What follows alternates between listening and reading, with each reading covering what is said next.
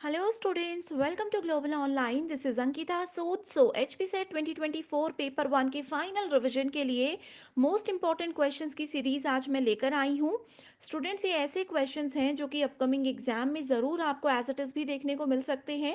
And इस session की सबसे खास बात ये है कि हर एक क्वेश्चन के आंसर्स के साथ मैं आपको इम्पॉर्टेंट एक्सप्लेनेशन भी दूंगी ताकि फाइनल समय में भी आप लोगों के कॉन्सेप्ट्स क्लियर होते रहें।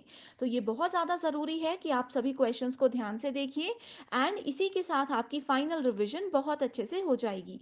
क्वेश्चन है given below are two statement. Statement 1 में कहा गया है in research null hypothesis when rejected offers the scope for accepting the alternative और सब टेंटिव रिसर्च हाइपोथेसिस। तो यहाँ पर आपको पता है कि हाइपोथेसिस का मतलब होता है परिकल्पना करना और उसके दो प्रकार होते हैं, नल हाइपोथेसिस और अल्टरनेटिव हाइपोथेसिस। तो पहले स्टेटमेंट में बोला गया है कि नल हाइपोथेसिस को यानी कि शून्य परिकल्पना को जब हम रिजेक्ट कर देते हैं तो ये एक स्कोप आ जाता है for accepting the alternative hypothesis. यानी कि अगर एक को रिजेक्ट करेंगे तो दूसरे को एक्सेप्ट करने का यहाँ पर स्कोप बढ़ जाता है। दूसरी स्टेटमेंट बोलती है when the null hypothesis is rejected there will be chance for committing a beta rather than alpha error. So hypothesis testing के दौरान दो प्रकार के एरर होते हैं, बेटा और अल्फा। तो इसमें कहा है जब हम इसको रिजेक्ट करते हैं तो अल्फा की जगह बेटा की जगह यहाँ पर अल्फा एरर को कमिट करने के चांसेस बढ़ जाते हैं। सो करेक्ट आंसर पे जाने से पहले आपको बताती हूँ हाइपोथेसिस यानी कि परिकल्पना क्या होता है। ये किसी भी तरह की प्रिडिक्शन होती है जो हम रिसर्च के दौरान लगाते हैं। जैसे मान लीजिए कि मैं किसी प्रॉब्लम में फंस चुकी हूँ, मेरे किसी फ्रेंड ने मुझे बोल दिया कि आप इस प्रॉब्लम से बाहर निकलने के लिए ये वाला रास्ता ट्राई करो या ये वाली ट्रिक्स ट्राई करो। तो ये हाइपोथेसिस होते हैं, उनको भी नहीं पता कि सॉल्यूशन इसका गारंटेड है या नहीं, लेकिन बस वो हमें एक हाइपोथेसिस, एक परिकाल्पनिक चीजें बताते हैं कि मे बी यहाँ से आपको आपका सॉल्यूशन मिल जाए। ठीक है, सो हाइपोथेसिस उसको बोलते हैं। रिसर्च में हाइपोथेसिस होना बहुत जरूरी है और अगर हाइपोथेसिस हमारा क्लियर एंड प्रिसाइज होगा तभी हमारे लिए बेनिफिशियल होता है। वहीं अगर हम लोग नल हाइपोथेसिस की बात करें, नल हाइपोथेसिस को H0 के नाम से जाना जाता है। It means there is no difference between two situations. ठीक है, ये बोलता है कि ए और बी बराबर हैं, इसमें कोई भी डिफरेंस कभी भी नहीं हो सकता। ये होता है नल हाइपोथेसिस। ठीक है, ऑल्टरनेटिव हाइपोथेसिस को हम क्या बोलते हैं? सब्सटेंटिव रिसर्च हाइपोथेसिस भी बोलते हैं, मूल शोध परिकल्पना भी इसको बोलते हैं। एंड इसका सिंबल होता है HA और H1। ठीक है, सो ये मैंने आपको इसका इंट्रोडक्शन बता दिया। इसमें ये कहा जाता है कि दो फिनोमेना या दो चीजों के बीच में डिफरेंस हमेशा होता है। सो फर्स्ट स्टेटमेंट बिल्कुल करेक्ट है और दूसरी स्टेटमेंट बिल्कुल इनकरेक्ट है। ठीक है, इसमें ऐसा नहीं होता कि जब नल हाइपोथेसिस को रिजेक्ट कर देते हैं तो बेटा टेस्टिंग के चांसेस बढ़ जाते हैं, ना कि अल्फा के। ऐसा कुछ भी नहीं होता। टेस्टिंग कौन सी करनी है, एरर कौन सा चेक करना है, वो डिपेंड करता है सिचुएशन पे और हाइपोथेसिस पे। ओके, पेपर 1 के फाइनल प्रिपरेशन के लिए क्विक रिवीजन क्वेश्चन बैंक में लेकर आई हूँ, जहां पर स्टूडेंट्स हम आपको यूनिट वाइज एमसीक्यूज देते हैं। ये ऐसे क्वेश्चंस हैं जो कि अपकमिंग एग्जाम में जरूर एज इट इज आएंगे। देखिए, अब टाइम तो हमारे पास बहुत ही कम है, लेकिन फिर भी अगर आपकी एक या दो यूनिट्स अभी मिस हो चुकी हैं, समय नहीं है उसके कॉन्सेप्ट क्लियर करने का, तो आप लोग इस सेक्शन में से जा करके उस यूनिट के एटलीस्ट 100 क्वेश्चंस भी अगर प्रैक्टिस कर लेते हो तो भी आप लोगों को बहुत हेल्प हो सकती है। इसमें सभी स्टेट्स के पीवाईक्यूज भी हैं एंड मोस्ट एक्सपेक्टेड क्वेश्चंस भी आपको आंसर्स के साथ मिलेंगे। आपको सिर्फ गिवन नंबर्स पर व्हाट्सएप के जरिए कांटेक्ट करना है, इसके लिए सिर्फ एक ही बार फीस देनी होगी। एंड यहाँ पर आप देखिए, पीडीएफ फॉर्मेट में ये यूनिट वाइज क्वेश्चंस आपको मिल जाएंगे, जिसको इजीली आप अपने मोबाइल फोन में भी पढ़ सकते हो। नेक्स्ट क्वेश्चन है, which of the following research forms aims primarily at putting to use the theoretical advances with an eye on exploring the potential for generalizability. So इसका करेक्ट आंसर है option number 4, that is applied research. So applied research क्या होता है? जिसमें ये हमें specific problem का immediate solution provide करने में मदद करता है, इनोवेटिव सॉल्यूशन भी ये हमें देता है। इंस्टेंट के साथ साथ इनोवेटिव सॉल्यूशन भी ये हमें देता है, यानी कि कोई प्रॉब्लम में अगर हम फंस चुके हैं, उसका इमीडिएट सॉल्यूशन चाहिए, इमीडिएटली उसको अप्लाई करना है, then we can use applied research. ठीक है, इसको हम साइंटिफिक रिसर्च की कैटेगरी में भी काउंट करते हैं। Next question is, In which of the following there is considerable scope for violation of research ethics? So research ethics का उल्लंघन करने की सबसे ज्यादा गुंजाइश इनमें से किसकी होती है? सबसे पहले डेटा इंटरप्रिटेशन की होती है, उसके बाद reporting of research result and research ethics using research tools prepared by others. देखो, सबसे पहले ऑप्शन नंबर डी से हम बात करते हैं, रिसर्च की नैतिकताएं। अब हर काम करने के कुछ रूल्स होते हैं, तो सबसे पहला जो रूल को तोड़ते हैं वो यहाँ पर तोड़ा जाता है कि जब हम रिसर्च के रिजल्ट को रिपोर्ट में लिख रहे होते हैं। मान लीजिए रिपोर्ट में कहा गया है कि 5.80 डेटा आपका मिनिमम एक लेवल पर होना चाहिए, लेकिन हमारा डेटा अगर 5.78 आ जाता है, तो पहली नैतिकता को हम यहाँ पे डिस्टर्ब करते हैं, उसका उल्लंघन पहला यहाँ पर करते हैं। ठीक है, इसमें हमने क्या कर दिया, इसमें हमने 5.78 की जगह 80 कर दिया कि इतने में से कोई फर्क नहीं पड़ता, लेकिन रिसर्च के एथिक्स बोलते हैं कि जो डेटा आपका आया है, जो रिजल्ट्स आपके आए हैं, उसको एज इट इज रखिए, उसका 0.1% भी नहीं यहाँ वहां करना है। ठीक है, इसके अलावा रिसर्च टूल्स अगर कोई और यूज कर रहा है, तो वहां पर भी अगर रिजल्ट थोड़ा सा ऊपर नीचे होते हैं, तो उधर भी रिसर्च एथिक्स का वायलेशन करना पड़ता है। डेटा को जब इंटरप्रेट करते हैं तो इसमें ऑनेस्टी की थोड़ी सी कमी रहती है। ओके, नेक्स्ट क्वेश्चन है, in which method of research the independent variable is manipulated to observe and measure its effect on dependent variable? कौन सा वो रिसर्च का मेथड है जिसमें स्वतंत्र चर का निरीक्षण करने और अनिश्चित सर चर पर इसके प्रभाव को मापने के लिए हेर फेर किया जाता है? तो ये होता है आपका एक्सपेरिमेंटल रिसर्च। ठीक है, इसको साइंटिफिक रिसर्च जो वैज्ञानिक विधि होती है, ठीक है, वैज्ञानिक विधि के साथ इसको कंडक्ट किया जाता है। इसमें वेरिएबल के 2 सेट्स होते हैं, वेरिएबल के 2 सेट्स इसमें होते हैं। The first set acts as a constant.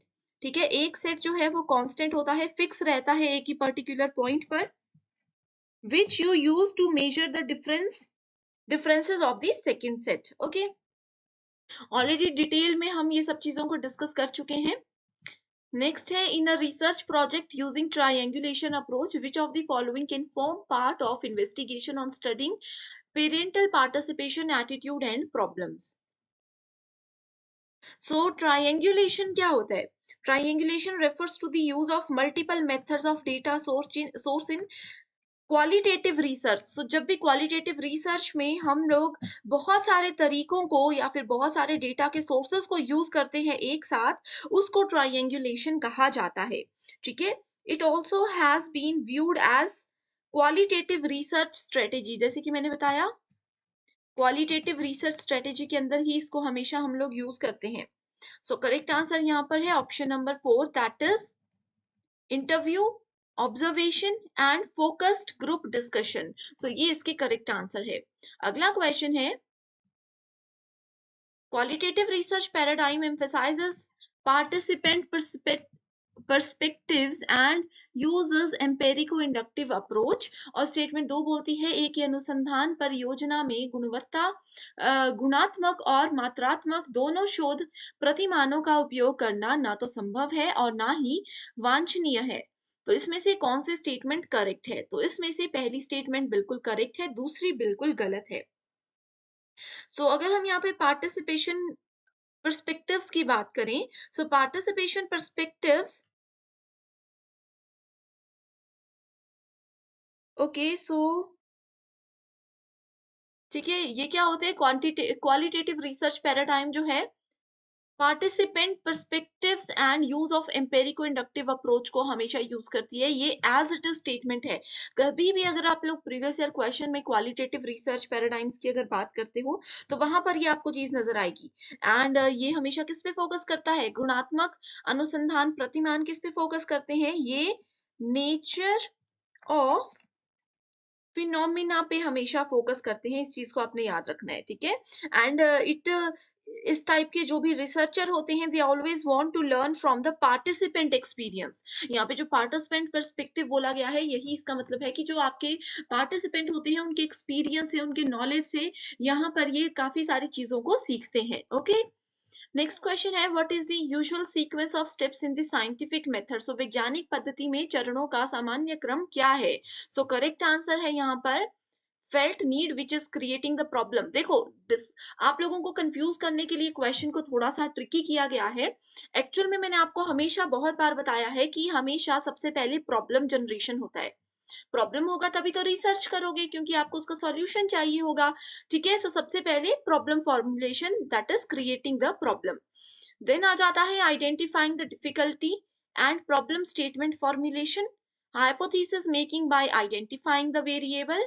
उसके बाद है collection of data using appropriate research tool, और लास्ट में आता है डेटा एनालिसिस एंड इंटरप्रिटेशन।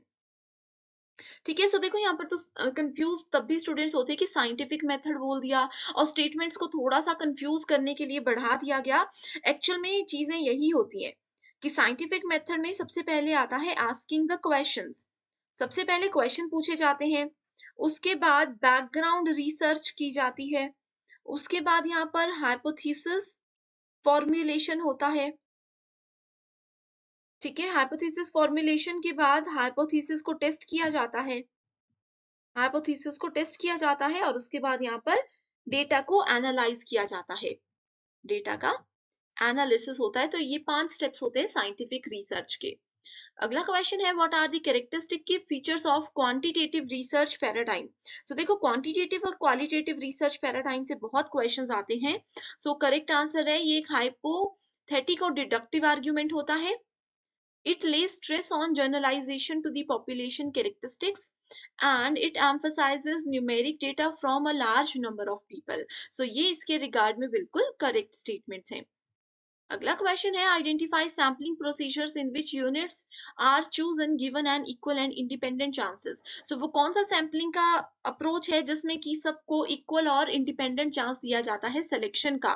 तो देखो आपको पता होना चाहिए सैम्पलिंग के 2 प्रकार होते हैं, probability sampling and non-probability sampling. So probability sampling where all the elements in the population have opportunity of being included in the sample.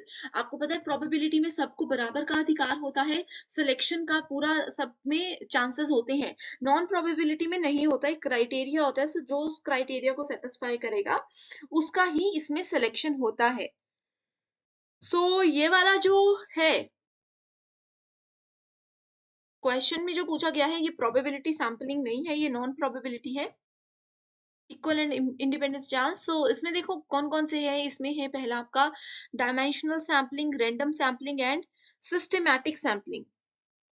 ठीक है, सो ये आप लोगों का प्रोबेबिलिटी सैम्पलिंग है। प्रोबेबिलिटी सैम्पलिंग, अब मैंने आप लोगों को एक होमवर्क क्वेश्चन दे दिया कि बताइए प्रोबेबिलिटी और नॉन प्रोबेबिलिटी, तो मैंने आपको बता दिया। इस पे डिटेल्ड वीडियो है, आपने वो अभी तक देखी है कि नहीं देखी है? इसमें से 1 से 2 क्वेश्चंस श्योर आएंगे।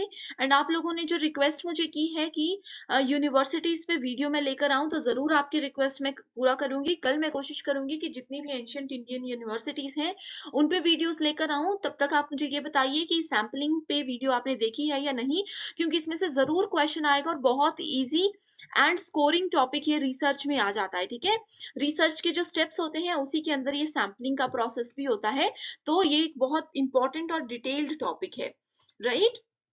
Next question है a university teacher plans to study the performance of students in implementing specific projects in terms of their creativity level. So इसमें कौन सा रिसर्च का मेथड यूज हुआ है? So इसमें एक्स पोस्ट फैक्टो हुआ है। एक्स पोस्ट फैक्टो मेथड क्या होता है? कुछ यहाँ पर प्रॉब्लम हो जाती है, उसके बाद हमें पता चलता है कि प्रॉब्लम हुई है, तो उसके बाद फिर रिसर्च की जाती है। ठीक है, इंसिडेंट होने के बाद यहाँ पर रिसर्च को शुरू किया जाता है। It is a kind of research in which the researcher predicts the possible causes behind an effect that has already occurred. तो उसके बाद एक बार इंसिडेंट हो गया, उसके बाद चेक करेंगे कि ये क्यों हुआ था। उसका सॉल्यूशन तो चलो ढूंढना ही होता है, लेकिन उसके बाद देखेंगे कि ये हुआ क्या, क्यों था, इसका कारण क्या था। क्वेश्चन है which of the following statements are correct about National Advisory Council. So NAC के हिसाब से यहाँ पर करेक्ट स्टेटमेंट कौन सी है? सो हमारे पास 2 चीजें होती है, एक होता है एनएसी, एक होता है एनएएसी। दोनों में बहुत ज्यादा डिफरेंस होता है। अभी हम एनएसी की बात करते हैं, नेक्स्ट क्वेश्चन में हम एनएएसी की बात करेंगे। ठीक है, ये एक नेशनल एडवाइजरी काउंसिल है। ओके, नेशनल एडवाइजरी काउंसिल है जिसमें कि टोटल 14 मेंबर्स होते हैं एंड इन 14 मेंबर्स को कौन चूज करता है? ये प्राइम मिनिस्टर जो है हमारे देश के नरेंद्र मोदी जी, वो इसको सेलेक्ट करते हैं। एंड इन 14 मेंबर्स के पैनल में कौन कौन होते हैं? इसमें सिविल सोसाइटी पीपल भी आपको मिलेंगे, अकेडमिशियंस में मिलेंगे, अटर्नीज भी आपको यहाँ पर मिलते हैं। इन सबको मिला करके ये मेंबर की कमेटी बनाई जाती है एंड इनका काम क्या होता है कि गवर्नमेंट जितने भी लॉज बनाती है, ठीक है, जितने भी लॉज गवर्नमेंट क्रिएट करती है उनको कैसे असिस्ट करना है, उनको कैसे हैंडल और मैनेज करना है, ये इनकी रिस्पॉन्सिबिलिटी होती है। सो यहाँ पर अगर हम देखें, so national advisory body, national Advisory council एक स्टैट्यूटरी बॉडी नहीं है। प्राइम मिनिस्टर जो है ये मेंबर्स को सिलेक्ट करते हैं, लेकिन ये इसकी अध्यक्षता नहीं करते। It facilitates constant interaction with leaders of civil society. मैंने आपको बताया कि सिविल सोसाइटी के जो लोग हैं उनके साथ ये डायरेक्ट कांटेक्ट में होते हैं, सो ये करेक्ट आंसर है। It provide policy and legislative inputs to government of India. So जितने भी पॉलिसीज हैं, लेजिस्लेटिव इनपुट्स हैं, विधायी इनपुट होते हैं, वो सब ये गवर्नमेंट ऑफ इंडिया को प्रोवाइड करवाते हैं, इसमें उनकी मदद करते हैं। तो करेक्ट आंसर है option number D, that is 3 and 4। Next question है, which of the following are regulatory bodies within department of higher education in the ministry of human resource development in central government? ठीक है, so central government में ministry of human resource development यानी कि MHRD जो होता है, उसमें department of higher education में रेगुलेटरी बॉडीज कौन कौन सी है? सो ऑप्शंस पर और करेक्ट आंसर पे जाने से पहले मैं आपको पूछ रही हूँ, ये होमवर्क क्वेश्चन है, कमेंट करके इसका आंसर मुझे बताइए। होमवर्क क्वेश्चन ये है कि जिसको MHRD अभी तक हम बोल रहे हैं, ministry of human resource development बोल रहे हैं, इसका अभी नया नाम रख दिया गया है, तो इसका न्यू नेम क्या है? डेफिनेटली आपको एग्जाम में देखने को मिलेगा, तो कमेंट करके जरूर मुझे बताइए, ठीक है। सो करेक्ट आंसर यहाँ पर है UGC, AICTE और DEC। अब यहाँ पर तो मैंने बता दिया, इसकी फुल फॉर्म भी आपको जानना बहुत जरूरी है। तो सबसे पहले हम UGC की बात करें। UGC की फुल फॉर्म होती है university grant commission. UGC net examination आपको पता है, उसमें UGC जो बोल रहे हैं वो यही है, यूनिवर्सिटी ग्रांट कमीशन, ठीक है।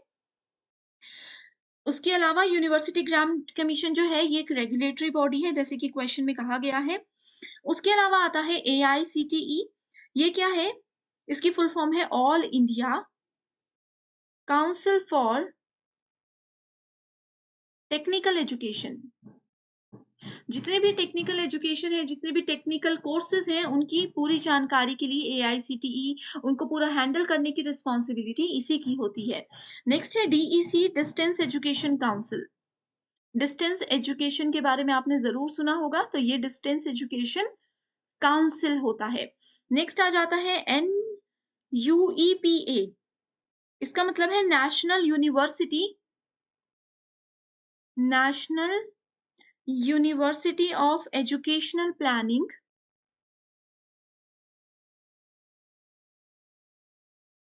And administration.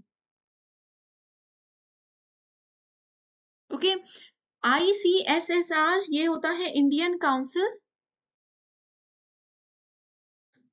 Council of social science research. अब देखो, ये सारी फुल फॉर्म्स मैंने आपको बता दी, अपकमिंग एग्जाम में फुल फॉर्म्स भी पूछी जाती हैं, आपको पता होगा, है ना। तो इस तरीके से आप इसको नोट कर लीजिए। पेपर 1 के साथ साथ पेपर 2 के फाइनल रिवीजन पे भी ध्यान दीजिएगा। एंड इसके लिए स्टूडेंट्स कंप्लीट स्टडी मटेरियल लेकर आई हूँ, जो कि एग्जामिनेशन के लेवल के अकॉर्डिंग प्रिपेयर किया गया है। स्टूडेंट्स सोचते हैं कि पेपर 2 तो हमने ऑलरेडी अपने पोस्ट ग्रेजुएशन में, ग्रेजुएशन में पढ़ा हुआ है, तो अब हम वहीं से क्लियर कर लेंगे एग्जाम को। लेकिन स्टूडेंट्स, कॉम्पिटेटिव एग्जामिनेशन के लेवल में बहुत ज्यादा डिफरेंस होता है, एंड उन्हीं सब चीजों का ध्यान रखते हुए स्टडी मटेरियल में हम आपको नोट्स एंड MCQs प्रोवाइड करवाते हैं। जो भी सब्जेक्ट्स अवेलेबल है उसकी लिस्ट आप देख सकते हो, एंड आपको सिर्फ गिवन नंबर्स पर कांटेक्ट करके इसको ज्वाइन करना है। ये स्टडी मटेरियल ना सिर्फ इस एग्जामिनेशन को क्वालिफाई करने में, बल्कि इसके बाद जो आपका इंटरव्यू होगा उसको क्वालिफाई करने में भी आपको बहुत मदद करेगा। एंड आपको इसके लिए सिर्फ एक ही बार फीस देनी है, 1280 रुपए। PDF फॉर्मेट में ये आपको मिल जाएगा, तो आप इसको लाइफ टाइम के लिए यूज कर सकते हो। नेक्स्ट क्वेश्चन है, सार्थक इज व्हाट? सो सार्थक एक डिजिटल इनिशिएटिव है। इसमें पूछा गया है कि सार्थक क्या होता है। सार्थक is implementation plan for NEP 2020। जो नेशनल एजुकेशन पॉलिसी है उसको इम्प्लीमेंट करने के लिए जो प्लान बनाया गया है उसको सार्थक के नाम से जाना जाता है। ठीक है, ये किसने बनाया है? Union education minister Ramesh ji जो है उन्होंने इसका ये इनिशिएटिव लिया है। ठीक है, अब यहाँ पर एक और होमवर्क क्वेश्चन है। ये होमवर्क क्वेश्चन ऐसा है जो कि 100% किसी ना किसी शिफ्ट में जरूर आएगा। सार्थक की फुल फॉर्म बताइए। सार्थक की फुल फॉर्म मुझे कमेंट करके जरूर बताइएगा। ओके, नेक्स्ट क्वेश्चन है, which of the following statements are correct in respect of NITI Aayog. सो नीति आयोग में जो नीति है NITI, नीति की फुल फॉर्म सबसे पहले आपको जानना जरूरी है। ये होती है institution national institution for transforming transforming India. National level के इंस्टीट्यूशन है जो कि इंडिया के ट्रांसफॉर्मेशन के लिए बनाए गए हैं। ना तो ये कॉन्स्टिट्यूशनल बॉडी होती है, ना ही ये स्टैट्यूटरी बॉडी होती है। तो ये दो ऑप्शंस बिल्कुल गलत हैं और ऑप्शन नंबर 3 करेक्ट है, क्योंकि इसमें कहा है it is neither constitutional nor statutory. ना तो ये संवैधानिक निकाय है, ना ही वैधानिक निकाय है। और लास्ट ऑप्शन है it is a think tank. तो ये ऑप्शन भी बिल्कुल सही है कि ये एक थिंक टैंक होता है। ठीक है, सो करेक्ट आंसर है ऑप्शन नंबर सी। अब देखो सवाल यहाँ पर ये भी आता है कि नीति आयोग ना तो संवैधानिक निकाय है, ना ही वैधानिक निकाय है। तो ये है क्या? तो ये है एक एडवाइजरी बॉडी। ये है एक एडवाइजरी बॉडी। ठीक है, not created by any law of parliament. ठीक है, जो भी बॉडी, जो भी एक कॉन्स्टिट्यूशन या जो भी चीजें लॉ ऑफ पार्लियामेंट के द्वारा नहीं बनाया जाता उसको एडवाइजरी बॉडी का नाम दिया जाता है। ठीक है, इसके 4 मेन हेड्स होते हैं। 4 मेन हेड्स में से पहला हेड होता है डिजाइन पॉलिसी प्रोग्राम फ्रेमवर्क, दूसरा है cooperative federalism monitoring and evaluation, और चौथा है think tank and knowledge and innovation hub. तो एग्जाम में जैसे यहाँ पर थिंक टैंक बोला गया है, हो सकता है अपकमिंग एग्जामिनेशन में बोला जाए कि नॉलेज एंड इनोवेशन हब क्या नीति आयोग है, तो आपका आंसर होना चाहिए बिल्कुल है। ओके, नेक्स्ट क्वेश्चन है विच अमंग द, अब देखो स्टूडेंट्स, नेक्स्ट क्वेश्चन पे जाने से पहले ये बता दो मुझे कि अगर आपको नहीं पता कॉन्स्टिट्यूशनल बॉडी और स्टैट्यूटरी बॉडी क्या होती है तो मुझे कमेंट करके बता दीजिए। ठीक है, अगर आपको ये भी नहीं पता इनके बीच में डिफरेंस क्या होता है, कैसे आइडेंटिफाई करते हैं, तो जल्दी से मुझे बता दीजिए, मैं आपके लिए शॉर्ट वीडियो लेकर आऊंगी। Which among the following is or not a criteria for quality assessment followed by NAAC। ठीक है, सो NAAC के द्वारा अनुसूचित गुणवत्ता मूल्यांकन के लिए कौन सा इनमें से मानदंड नहीं है? सो करेक्ट आंसर है गवर्नमेंट गवर्नेंस एंड लीडरशिप। सो यहाँ पर देखो हम बात कर रहे हैं NAAC की। NAAC, NAAC की फुल फॉर्म क्या होती है? National assessment and accreditation council. ठीक है, national assessment and accreditation council. इसमें क्या होता है, जितनी भी यूनिवर्सिटीज हैं उनको ये असेसमेंट और क्रेडिट प्रोवाइड करवाती है। बहुत सारी यूनिवर्सिटीज के आगे आपने सुना होगा अक्रेडिटेड बाय NAAC। कई यूनिवर्सिटीज को B+ रैंक मिलता है, कईयों को A+, A++। ये जो रैंकिंग होती है यूनिवर्सिटीज की, ये NAAC हर साल प्रोवाइड करवाता है। ठीक है, सो टीचिंग लर्निंग इवैल्यूएशन होता है इसमें, कंसल्टेंसी और एक्सटेंशन भी चेक किया जाता है। ठीक है, इंफ्रास्ट्रक्चर और लर्निंग रिसोर्सेज कैसे पढ़ाया जाता है यूनिवर्सिटीज में, ये भी इसमें चेक किया जाता है। रिक्रूटमेंट ऑफ टीचिंग प्रोफेशनल्स, ये भी इसमें चेक की जाती है। सिर्फ सिर्फ इसमें शासन और नेतृत्व के बारे में नहीं ध्यान दिया जाता, इन पॉइंट्स को चेक यहाँ पर नहीं किया जाता। ओके, आपकी जो टीचिंग लर्निंग है, इंफ्रास्ट्रक्चर है, कॉलेज आपको क्या क्या चीजें प्रोवाइड करवा रहा है, बच्चों की कितने लेवल पर प्लेसमेंट होती है, ये सब चीजें यहाँ पर चेक की जाती हैं।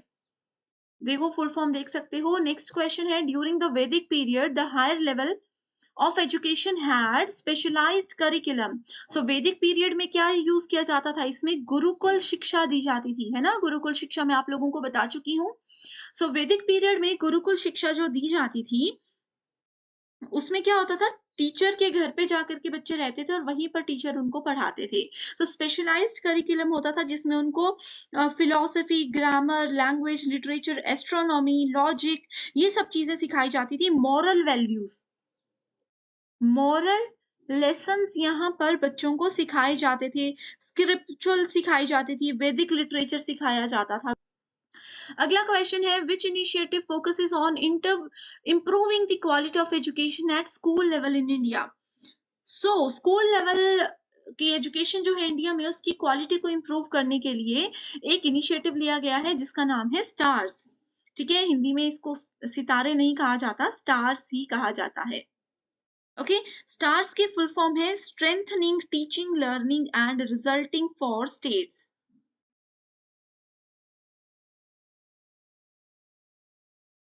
यहाँ पर आप देख सकते हो इसकी full form strengthening teaching learning and the results for state programme. ठीक है, ये प्रोजेक्ट है जिसको कि 2020 अक्टूबर 2020 में अप्रूव कर दिया गया था and to be implemented as centrally sponsored scheme.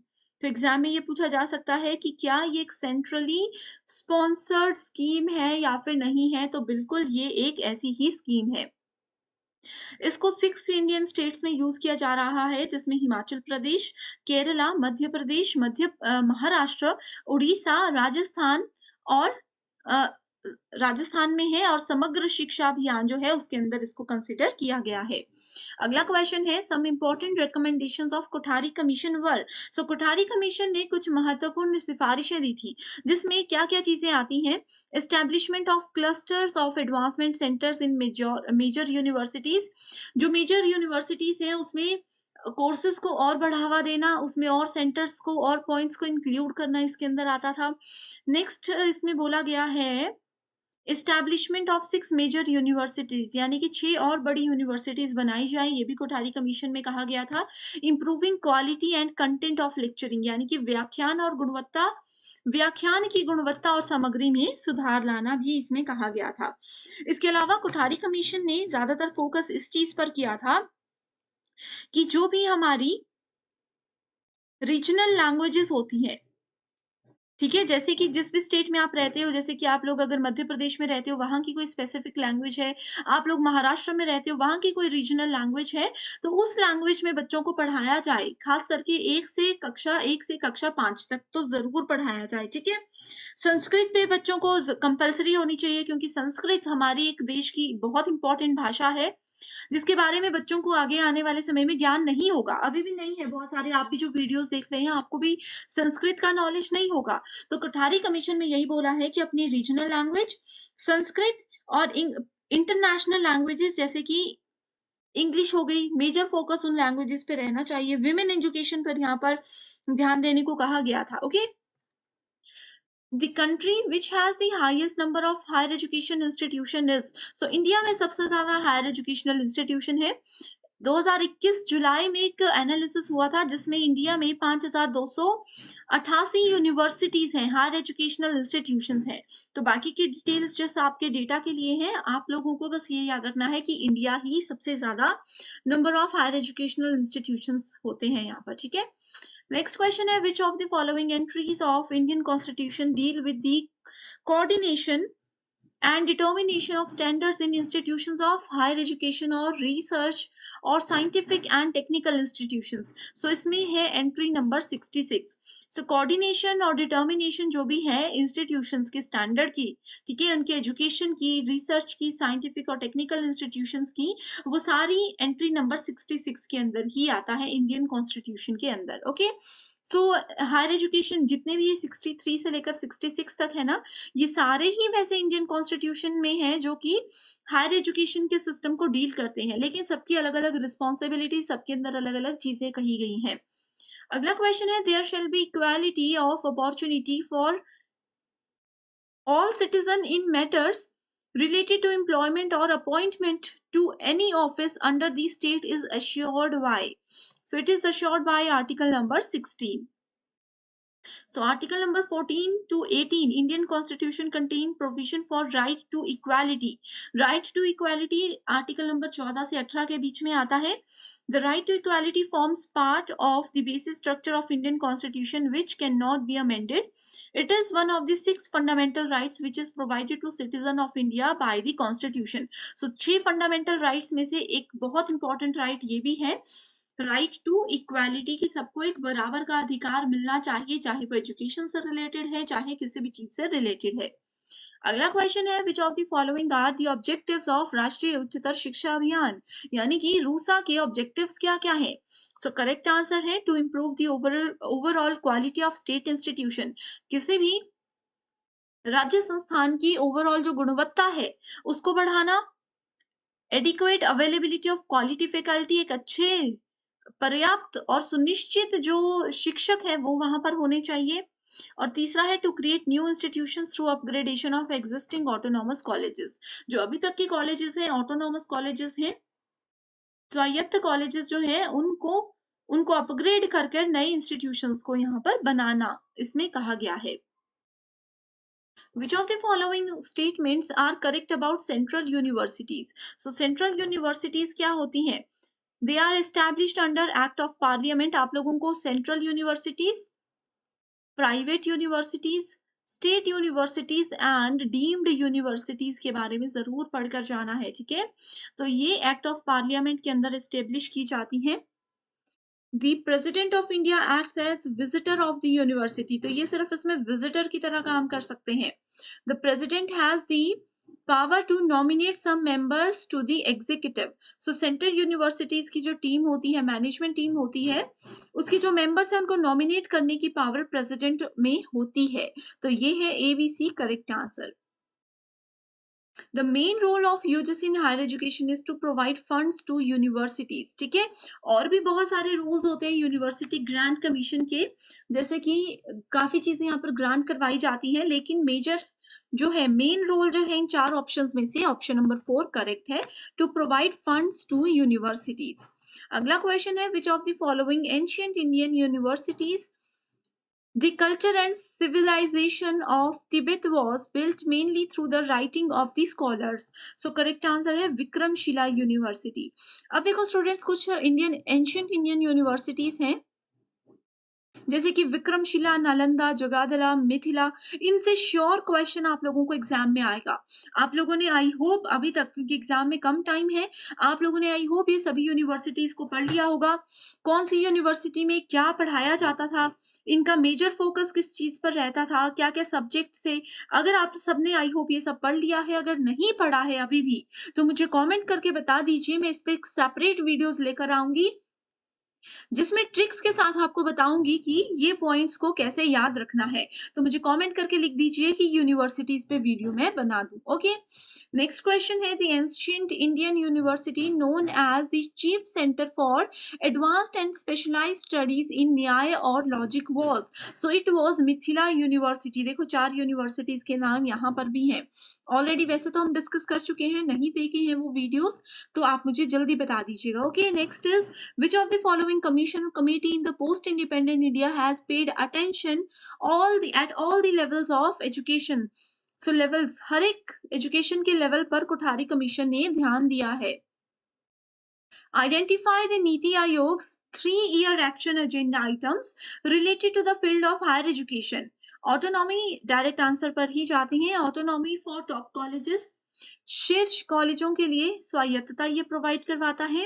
Reform of the regularity system, regulatory system, and establishing 3 system of project and scholar specific research grants. Okay, next question है, assertion reason based, the purpose of higher education is to promote critical and creative thinking abilities among students. So higher education का यही मतलब है कि बच्चों में critical thinking, रचनात्मक सोच और आलोचनात्मक सोच को बढ़ावा दिया जाए। इसका कारण ये है कि these abilities ensure job placement, कि इन्हीं एबिलिटीज की वजह से डेफिनेटली बच्चे को जॉब मिल सकती है। सो करेक्ट आंसर क्या है कि both the statements are true but R is not the correct explanation of ए।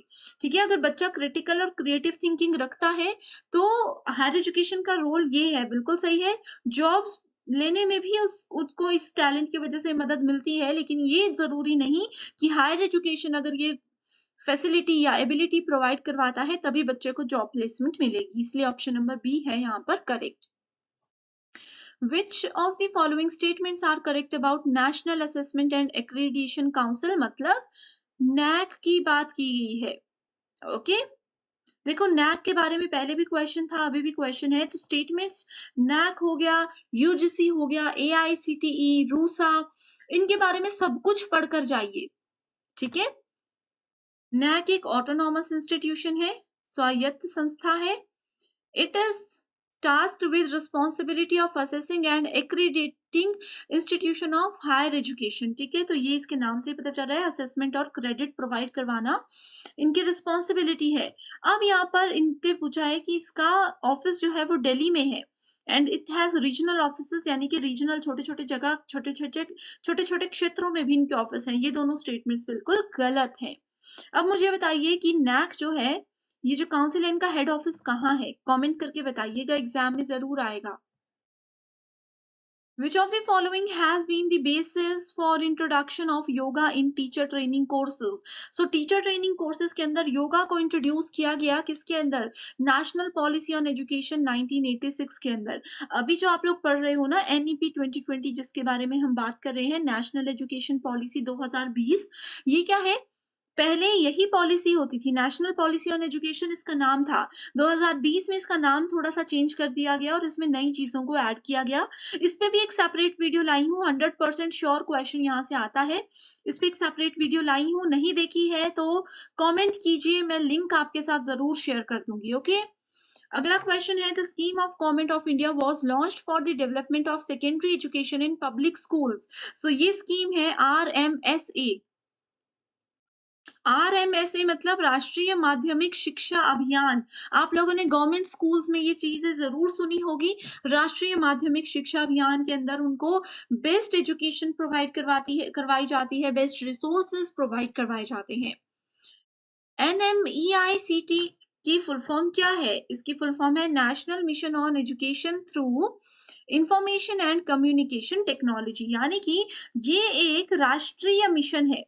राष्ट्रीय मिशन है जिसमें कि वो शिक्षा पर ध्यान दे रहे हैं एंड शिक्षा में ICT, information and communication technology, हमें पता होना चाहिए कि इंटरनेट, लेटेस्ट टेक्नोलॉजी का यूज करके अपनी एजुकेशन को कैसे बेहतर बनाया जा सकता है, ये सब चीजें इसके अंदर बताई जाती हैं, कवर की जाती हैं।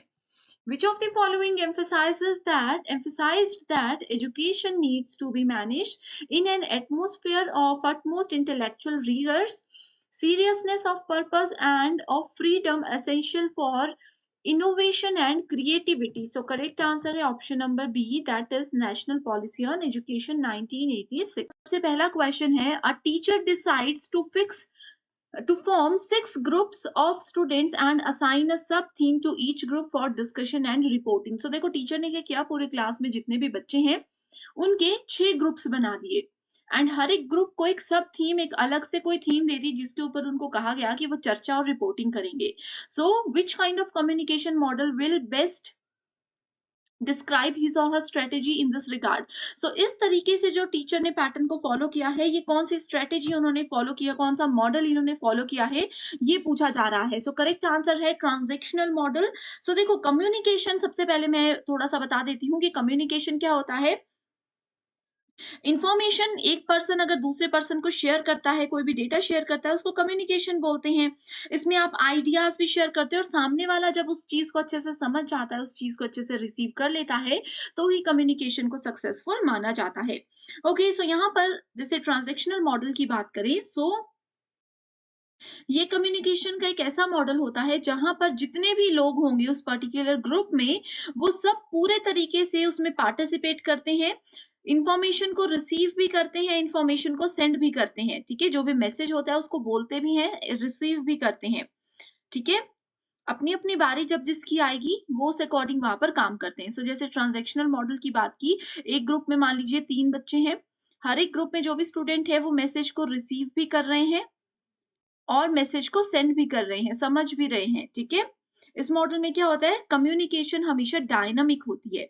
डायनामिक का मतलब हिंदी मीडियम स्टूडेंट्स क्या होता है, ये होता है चेंजेबल, यानी कि समय के साथ साथ जो बातचीत का तरीका है, जो मेथड है, वो बदलते रहते हैं। इसका एक बेस्ट मेथड होता है ग्रुप डिस्कशन, जैसे कि यहाँ पर बोला गया है। रिपोर्टिंग भी एक इसका एग्जाम्पल है। ठीक है, एंड ये बेसिकली कहाँ पर यूज होता है, इंटरपर्सनल कम्युनिकेशन के केस में यूज किया जाता है। ओके, इसके बाद अगर हम लोग ट्रांजेक्शनल के बाद इंटरेक्शनल मॉडल की अगर बात करें, इंटरेक्शनल इसको कवरेज सॉरी कन्वर्जेंस मॉडल भी बोला जाता है। कन्वर्जेंस मॉडल भी इसको बोला जाता है। ये ट्रांज़ैक्शनल मॉडल की तरह ही काफ़ी होता है और दोनों ही क्या होते हैं, दोनों ही ये टू वे कम्युनिकेशन के प्रोसेस होते हैं। टू वे प्रोसेस मतलब यहाँ से अगर पर्सन ए मैसेज भेजता है तो इमीडिएटली वहाँ से पर्सन बी भी रिप्लाई कर सकता है, फीडबैक दे सकता है, ठीक है? तीसरा आ जाता है हॉरिज़ॉन्टल मॉडल। इसको हम लोग लेटरल मॉडल भी बोलते हैं, लेटरल मॉडल, ठीक है? इसमें क्या होता है, पीपल जो हैं 2 सेम लेवल के वो आपस में बातचीत करते हैं, जैसे कलीग्स हैं, जैसे मान लीजिए एक कंपनी है, वहाँ पर ये कंपनी के एचआर है, एचआर अगर दूसरे एचआर से बात करे, एक क्लर्क अगर दूसरे क्लर्क से बात करे, एक डिज़ाइन अगर अगर कंपनी के दूसरे मॉड्यूल के डिज़ाइनर से बात करे, तो वो लेवल बाय लेवल बात हो रही है, ठीक है? तो ये क्या हो गया, हॉरिज़ॉन्टल हो गया। जैसे 9th स्टैंडर्ड का ए सेक्शन का बच्चा 9th स्टैंडर्ड के बी सेक्शन के बच्चे से बात करे तो वो हॉरिज़ॉन्टल है। वहीं अगर 9th स्टैंडर्ड में ए सेक्शन का बच्चा 12th स्टैंडर्ड के बी सेक्शन या ए सेक्शन के बच्चे से बात करे तो वो ऊपर लेवल पे चला गया, तो वो होता है वर्टिकल कम्युनिकेशन। यहाँ पर हॉरिज़ॉन्टल कम्युनिकेशन की बात की गई है। लीनियर कम्युनिकेशन लास्ट है। रैखिक मॉडल क्या होता है? ये होता है आपके पास वन वे कम्युनिकेशन, सिर्फ एक ही तरीके से मैसेज आएगा। जैसे टीवी में हम न्यूज़ सुनते हैं, रेडियो हम सुनते हैं, ये सब लीनियर मॉडल के ही एग्जांपल हैं। सो फर्स्ट क्वेश्चन था इसलिए मैंने डिटेल में बता दिया, आगे आगे आने वाले क्वेश्चंस आपके लिए बहुत ईजी हो जाएंगे। ठीक है, नेक्स्ट क्वेश्चन है which decision making style is considered for making short term decision. तो शॉर्ट टर्म डिसीजन क्या होते हैं? अल्पकालिक निर्णय ये होते हैं कि जो थोड़े से टाइम के लिए इमीडिएटली हम लोगों को लेने हो। सो उसके लिए बेस्ट स्टाइल होता है डायरेक्टिव स्टाइल। ठीक है, ये क्या होता है? ये वर्बल कम्युनिकेशन के अंदर आता है। अब मैंने आप लोगों को एक और होमवर्क क्वेश्चन दे दिया, वो ये है कि वर्बल कम्युनिकेशन क्या होता है मुझे बताइए। मैं बहुत बार डिस्कस कर चुकी हूँ, अगर आप लोगों ने वो लेक्चर्स नहीं देखी हैं ना, तो आप मुझे कमेंट करके बता सकते हो। मैं आप लोगों के साथ उसका लिंक अलग से शेयर कर दूँगी, ठीक है? चैट बॉक्स में, कमेंट बॉक्स में शेयर कर दूँगी। ओके, सो डायरेक्टिव जो है एक वर्बल कम्युनिकेशन का टाइप होता है।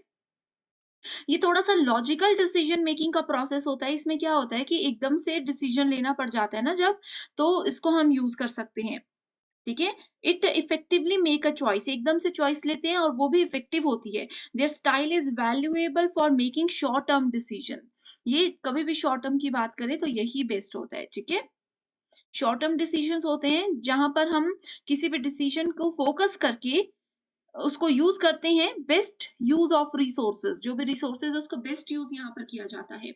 अगला क्वेश्चन है find out the actual process of human communication in sequential process. So जब भी मानव संचार होता है, यानी कि एक व्यक्ति जब दूसरे व्यक्ति से बात करते हैं तो कौन से स्टेप्स और सीक्वेंस को वो फॉलो करते हैं? तो वो फॉलो करते हैं सिलेक्शन, पहले तो आता है। सिलेक्शन में मतलब वो टॉपिक को या फिर जिस बारे में बात करना है, जिस बारे में कम्युनिकेट करना है, उसको सेलेक्ट करेंगे। फिर वो क्या करेंगे, उस चीज़ को अच्छे से ऑर्गेनाइज़ करेंगे। फिर उसका एक मीनिंग जनरेट करेंगे, मीनिंग क्रिएट करेंगे एंड देन परसेप्शन, फिर उसको क्या कर देंगे, भेज देंगे वहाँ पर और उसको उसकी धारणा वहाँ पर बनाई जाती है, ओके? इसी क्वेश्चन को ना थोड़ा-सा घुमा कर के भी पूछा गया था एन्क्रिप्शन और डिक्रिप्शन के फॉर्मेट में।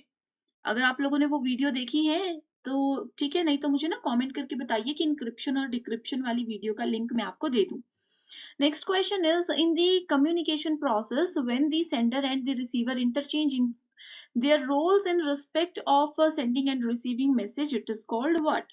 So जब भी देखो बातचीत हो रही होती है दो लोगों के बीच में, ए जो है वो बात सुनाने वाले हैं, यानी कि वो इंफॉर्मेशन सेंडर हैं, और बी क्या है? बी है रिसीवर, ठीक है? सो कम्युनिकेशन प्रोसेस में जब सेंडर और रिसीवर एक दूसरे का रोल बदल लेते हैं, यानी कि अब अब क्या हो गया इसमें, अब ए जो है वो रिसीवर बन गए हैं और बी जो है वो सेंडर बन गए हैं, ठीक है? सो उसमें क्या बोला जाता है, उस मॉडल को क्या बोला जाता है? उसको क्या बोला जाता है? वो होता है ट्रांज़ैक्शनल मॉडल। सो ट्रांज़ैक्शनल मॉडल जैसे मैं बताया, दोनों ही कम्युनिकेट कर सकते हैं। ए ने बी को कुछ मैसेज दिया, कुछ बात बताई, बी ने उसके रिप्लाई में कुछ और बोल दिया। तो जब ए सेंडर था, बी रिसीवर था, थोड़ी देर बाद बी क्या हो गया, सेंडर हो गया, और ए ने बात सुनी यानी कि वो रिसीवर हो गए, तो वो ट्रांजैक्शनल मॉडल होता है, ओके? फीडबैक इसमें हमेशा यूज होता है। नेक्स्ट है which of the following statement is not correct about peoples participation, यानी कि जनता की भागीदारी के बारे में निम्नलिखित में से कौन सा कथन सही नहीं है। कौन सा सही नहीं है? It involves a shift from bottom up to top down approach. So देखो, bottom up and top down approach क्या होता है, ये भी बहुत जरूरी है आप लोगों को जानना। बॉटम अप यानी कि नीचे से हम ऊपर की ओर जा रहे हैं, टॉप डाउन मतलब ऊपर से नीचे की ओर जा रहे हैं, ठीक है। जब भी लोग किसी चीज में पार्टिसिपेट करते हैं, किसी कम्युनिकेशन में पार्टिसिपेट करते हैं, तो ऐसी शिफ्टिंग कभी भी नहीं होती है, वो हमेशा एक लेवल पर बात करते हैं, ठीक है। सो इस स्टेटमेंट को हम बिल्कुल गलत कंसिडर करते हैं और बाकी के सारे बिल्कुल सही स्टेटमेंट है पीपल्स पार्टिसिपेशन के रिगार्ड। नेक्स्ट क्वेश्चन है identify the skills promoted by communication from the following. So निम्नलिखित में से संचार द्वारा प्रोत्साहित कौशलों की पहचान करें, ठीक है। सो कम्युनिकेशन जब भी करते हैं तो कौन सा स्किल को यहाँ पर हम आइडेंटिफाई करते हैं, कौन सा स्किल को सॉरी यहाँ पर प्रमोट करते हैं, तो हम करते हैं रीडिंग एंड लिसनिंग। अब देखो, जैसे मैं बात कर रही हूँ, हो सकता है कई बच्चों को ये पढ़ना ना आता हो, एक एग्जाम्पल ले रही हूँ, बेसिक सी स्टेटमेंट है, पर किसी को अगर ये पढ़ना नहीं आता होगा तो वो क्या करेंगे, उन्होंने मेरी वीडियो देख करके मेरे साथ कम्युनिकेट करके इस चीज को सुन लिया ध्यान से, उन्होंने उस चीज को पढ़ना भी समझ लिया और सुन भी लिया, ठीक है। और नेक्स्ट आ जाता है helping and right sorry speaking and writing, यानी कि एक बार उन्होंने किसी चीज को पढ़ लिया, किसी चीज को सुन लिया, उसके बाद वो उसको खुद बोल भी सकते हैं और फिर उसको लिख भी सकते हैं। तो ये क्या है, कम्युनिकेशन हमारे ये 4 स्किल्स को प्रमोट करती है। Next question, in the process of communication encoding means what. So encoding का मतलब होता है using symbols to express an idea. Okay, so यहाँ पर इसका ये करेक्ट आंसर नहीं है। In the process of communication and coding means, देखो एनकोड करने का मतलब होता है, बिल्कुल करेक्ट आंसर है, मैं सिंपल लैंग्वेज में आपको बताती हूँ। अब देखो, ए है और ये पर्सन बी है, ठीक है। ए कौन है, यहाँ पर सेंडर है, अभी तक मैंने आपको बताया, और बी है यहाँ पर रिसीवर। अब जो ए है, जो मैसेज सेंड कर रहे हैं, उनको एनकोडर भी बोला जाता है, और बी जो सुन रहा है उनको डिकोडर भी बोला जाता है। एनकोड करना होता है मतलब जो भी ए का मैसेज है, जो भी बात ए बोलना चाहते हैं, उस मैसेज को सिंबल्स और किसी और तरीके से अपनी बात को, अपने आइडिया को प्रेजेंट करना किसी दूसरे के सामने, वो एनकोडिंग होता है। डिकोडिंग क्या होता है, किसी ने अगर इमेजेस या किसी और तरीके की मदद से आप तक कोई मैसेज पहुंचाया और आप उसको समझ भी पा रहे हो, यानी कि आपने उसके कोड को डिकोड कर दिया, ठीक है, तो वो डिकोडिंग होती है। नेक्स्ट है from the list given below, identify the psychological barrier of communication. आपको पता है कम्युनिकेशन में बैरियर्स होते हैं, जैसे मैं आपको पढ़ा रही हूँ, अगर आपका इंटरनेट स्लो है तो वो एक बाधा बन जाएगा हमारी बातचीत के बीच में, ठीक है। वैसे ही अगर मैं जैसे आप लोगों को इंटरेस्ट ही नहीं है पढ़ने में, तो आप नहीं सुनोगे ध्यान से, तो वो आपका इंटरेस्ट क्या बन गया, कम्युनिकेशन में एक बैरियर बन गया। वैसे ही यहाँ पर बात की गई है साइकोलॉजिकल बैरियर्स की, मनोवैज्ञानिक बाधाओं के बारे में। सो मनोवैज्ञानिक बाधा आती है, एक तो आ जाता है पूर्वाग्रह, अरुचि, असावधानी, ठीक है। साइकोलॉजिकल यानी कि किसी बंदे के, किसी पर्सन के दिमाग से रिलेटेड हम बात कर रहे हैं, ठीक है। अब देखो, किसी पर्सन को अगर जैसे आप ही की बात करें, आपको इंटरेस्ट ही नहीं है क्लास में सुनने का, या फिर मुझे मेरी बात करें, मुझे इंटरेस्ट ही नहीं है पढ़ाने में, ना मुझे खुद आ रहा है, ना मैं आपको अच्छे से पढ़ा रही हूँ, तो वो डिसइंटरेस्ट हो गया, अरुचि हो गई, ठीक है। इनअटेंशन यानी कि अगर आप बच्चे ध्यान ही नहीं दे रहे हो, तो वो भी साइकोलॉजिकल बैरियर है। या फिर मैं अगर ध्यान नहीं दे रही हूँ, मान लीजिए कि ये हमारा लाइव सेशन है या फिर ऑफलाइन सेशन है, क्लासरूम में पढ़ रहे हैं, बच्चे मुझसे कुछ पूछ रहे हैं या बच्चों के रिजल्ट पे मैं ध्यान ही नहीं दे रही हूँ, तो वो कम्युनिकेशन में साइकोलॉजिकल बैरियर्स होते हैं। अगला क्वेश्चन है the concept of entropy as used in communication is related to what. So it is related to order यानी कि आदेश।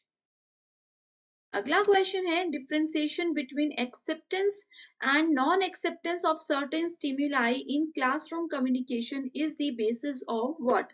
सो it is on the basis of selective attention यानी कि चयनात्मक ध्यान। क्लासरूम कम्युनिकेशन में से बहुत बार एग्जाम में क्वेश्चन आता है, सो इसमें मेरा यही सजेशन है कि समय कम है, आप लोग सिर्फ प्रीवियस ईयर क्वेश्चंस पढ़ लीजिए, आपके लिए वो काफी होंगे। ओके, नेक्स्ट क्वेश्चन, दावा और कथन, दावा और कारण, असर्शन रीजन बेस्ड है। The initial messages to student in classroom by a teacher need not be critical and establish interactions later. And इसका कारण क्या है? More control over the communication process means more control over what the students are learning.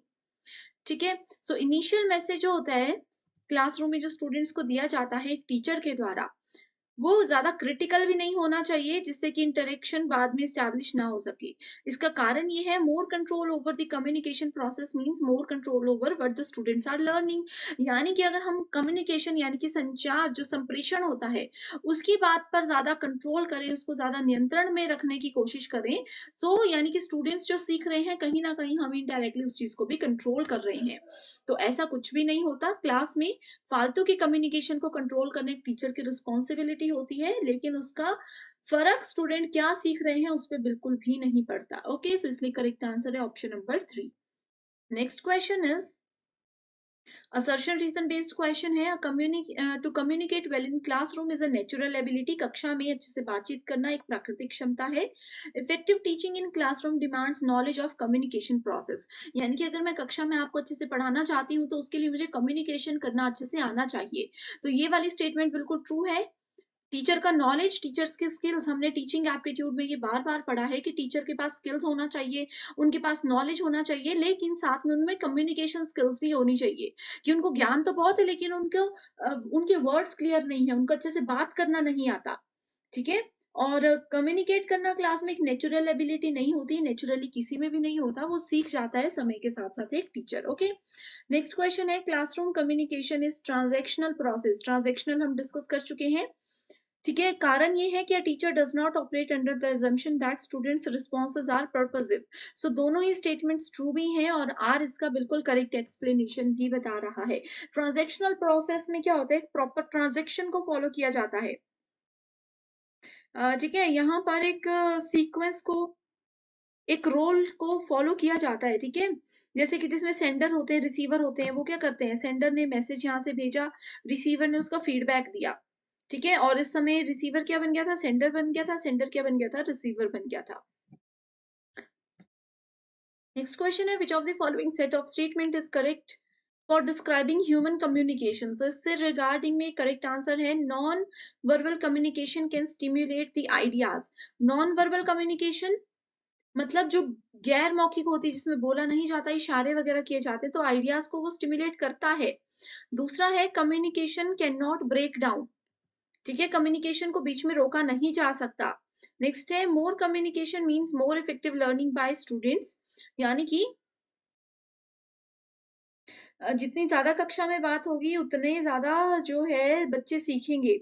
Value of what is learn through classroom communication is not an issue for students. यानी कि कक्षा संचार के माध्यम से बच्चे को जो भी सिखाया जाता है उसका मूल्य छात्रों के लिए कोई मुद्दा नहीं होता। ठीक है, सो ये 4 पॉइंट्स आप लोगों के यहाँ पर करेक्ट आंसर है। ह्यूमन कम्युनिकेशन प्रोसेस की बात की गई है। ओके, नेक्स्ट क्वेश्चन 2017 नवंबर में पूछा गया था। The classroom communication should essentially be. So ये क्या होना चाहिए, एम्पैथेटिक होना चाहिए, सहानुभूति भरा होना चाहिए। ऐसे नहीं कि हर किसी को सहानुभूति, बट डिसेंट वे में कम्युनिकेट अगर क्लासरूम में किया जाए हर बच्चे के साथ, तो वो बात यहाँ पर की गई है। गुड कम्युनिकेटर बिगिंस हिज और हर प्रेजेंटेशन विद आइस ब्रेकर। देखो, जो भी अच्छा एक कम्युनिकेटर होता है वो अपनी बात कहाँ से शुरू करता है, आइस ब्रेकर। थोड़ा सा हिंदी में ये गलत है, बर्फ तोड़ने वाला नहीं। आइस ब्रेकर होता है कि देखो जैसे मैंने कोई अपनी बात खत्म की, अब दूसरा पर्सन जब उसको फीडबैक देने लगता है, उस बात का रिप्लाई करने लगते हैं, तो वो आइस ब्रेकर यानी कि मेरी पुरानी बात की लास्ट स्टेटमेंट को ही ध्यान में रखते हुए अपनी बात को, अपने पॉइंट को शुरू करेंगे, तो वो एक गुड कम्युनिकेटर होता है। ठीक है, in a classroom the probability of message reception can be enhanced by, so it can be enhanced by establishing a viewpoint यानी कि एक दृष्टिकोण स्थापित करना। अगला क्वेश्चन है बेस्ड ऑन जनवरी 2017। ओह, ये ठीक है, इसमें क्वेश्चन बस यही है effective classroom communication presupposes what. So it presupposes understanding. Effective communication अगर बनाना है तो सबसे पहले जो दो लोग आपस में बात कर रहे हैं उनके बीच में भी आपसी समझ होनी चाहिए और जो टॉपिक आप बता रहे हो या फिर कुछ भी पढ़ा रहे हो या जनरल बातें आप लोग कर रहे हो, तो उस चीज़ की अंडरस्टैंडिंग भी, उस चीज़ की समझ भी आपको होनी चाहिए कि आप क्या बोल रहे हो। क्या ये जो भी बातें आप बता रहे हो वो बिल्कुल सच हैं या फिर वो झूठी बातें हैं, तो वो सब चीज़ अंडरस्टैंडिंग आपको होनी चाहिए। तो इफेक्टिव कम्युनिकेशन शुरू करने से पहले पूर्व मान्यता ये होती है। अगला क्वेश्चन है when verbal and non verbal messages are contradictory it is said that most people believe in non verbal communication. अब देखो, जैसे मैं आप लोगों को मान लीजिए कि क्लासरूम में पढ़ा रही हूँ। क्लासरूम में पढ़ाते समय क्या हो रहा है, मैं बोल भी रही हूँ, मेरे वर्ड्स भी आप सुन रहे हो, साथ में मैं हाथों से भी इशारा कर रही हूँ। अगर जैसे मैं आपको बताती हूँ कि हम 4 फ्रेंड्स घूमने गए थे और मैं मुँह से भी 4 फ्रेंड्स बोल रही हूँ, हाथ की उँगलियों से भी 4 के इशारे कर रही हूँ। तो आप लोगों का ज़्यादा ध्यान कहाँ होगा? मेरी हाथों पर, मेरी उँगलियों पर होगा, मेरे एक्सप्रेशंस पर होगा। तो वही इसमें पूछा गया है कि वर्बल, नॉन वर्बल यानी कि बोलकर और इशारेबाज़ी से अगर दोनों चीज़ें रखी जाएँ एक साथ, तो आपका ज़्यादा ध्यान, जो लोग हैं वो किस पी चीज़ पे ज़्यादा विश्वास करेंगे, वो करेंगे नॉन वर्बल कम्युनिकेशन पे, ठीक है? नेक्स्ट क्वेश्चन है the typical feature of an information rich classroom lecture is in the nature of being factual, यानी कि तथ्यों पर वहाँ पर विश्वास किया जाता है। Expressive communication is driven by expressive communication encoder decoder के कॉन्ट्रैक्ट से होती है। एनकोडर कौन? जो मैसेज सेंड करते हैं। डिकोडर कौन? जो मैसेज रिसीव करते हैं। दोनों के बीच में जो कॉन्ट्रैक्ट्स हैं, जो बातचीत है, उसके ऊपर एक्सप्रेसिव कम्युनिकेशन जो है बनती है। पॉजिटिव क्लासरूम कम्युनिकेशन कैसे बनती है? सॉरी परसुएशन से, अनुनय से। नेक्स्ट है classroom communication is the basis of social identity. तो आप लोगों की सोशल आइडेंटिटी क्या है? कहीं ना कहीं क्लासरूम कम्युनिकेशन का आधार वो होता है, या वो उसका आधार होता है, ठीक है?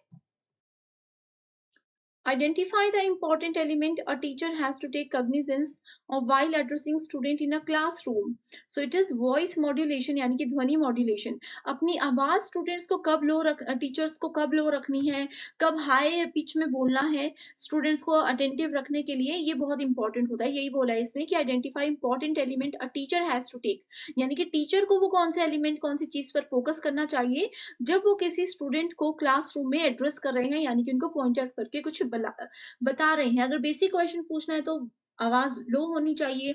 अगर किसी स्टूडेंट को बस बोलना कुछ नहीं है, अपनी आवाज से ही थोड़ा डराना है या एक्टिव होने के लिए बोलना है, तो वो आप थोड़ा सा अपना वॉइस को है जो है हाई लो कर सकते हो। What are the barriers of effective communication? So बाधाएं कौन सी होती हैं? वो होती है moralising, being judgemental and comments of consolation. The choice of communication partners is influenced by factors of utility, secrecy, dissonance.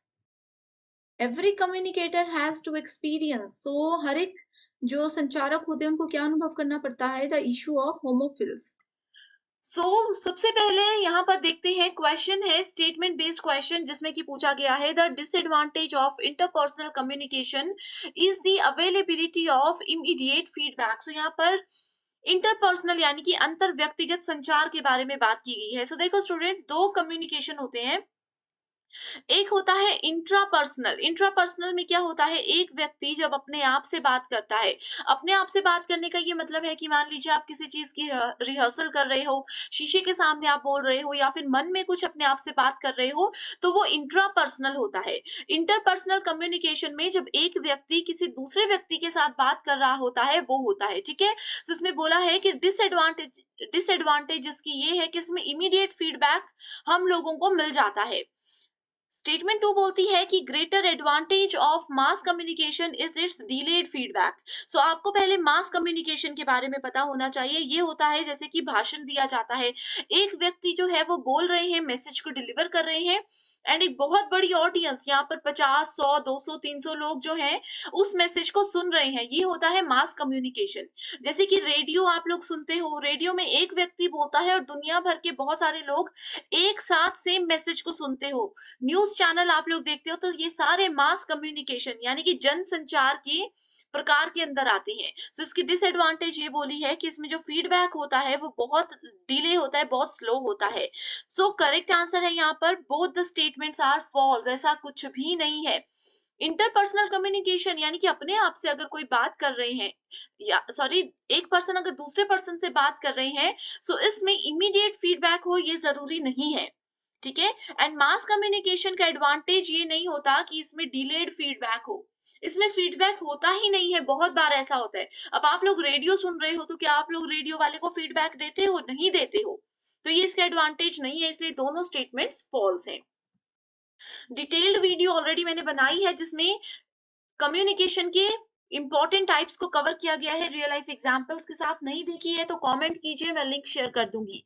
Next question है, which of the following file format are appropriate for distributing video files across the internet. So internet के through अगर आप लोगों ने video files को share करना है तो आप लोगों को कौन से वीडियो फॉर्मेट्स को यूज करना चाहिए? सो करेक्ट आंसर है option number B, that is A and E. देखो ये जो है ये भी एक फाइल वीडियो का फॉर्मेट है और ये भी वीडियो फॉर्मेट है। ये और ये जो है ये होते हैं आप लोगों के पास ऑडियो फाइल के फॉर्मेट, ठीक है।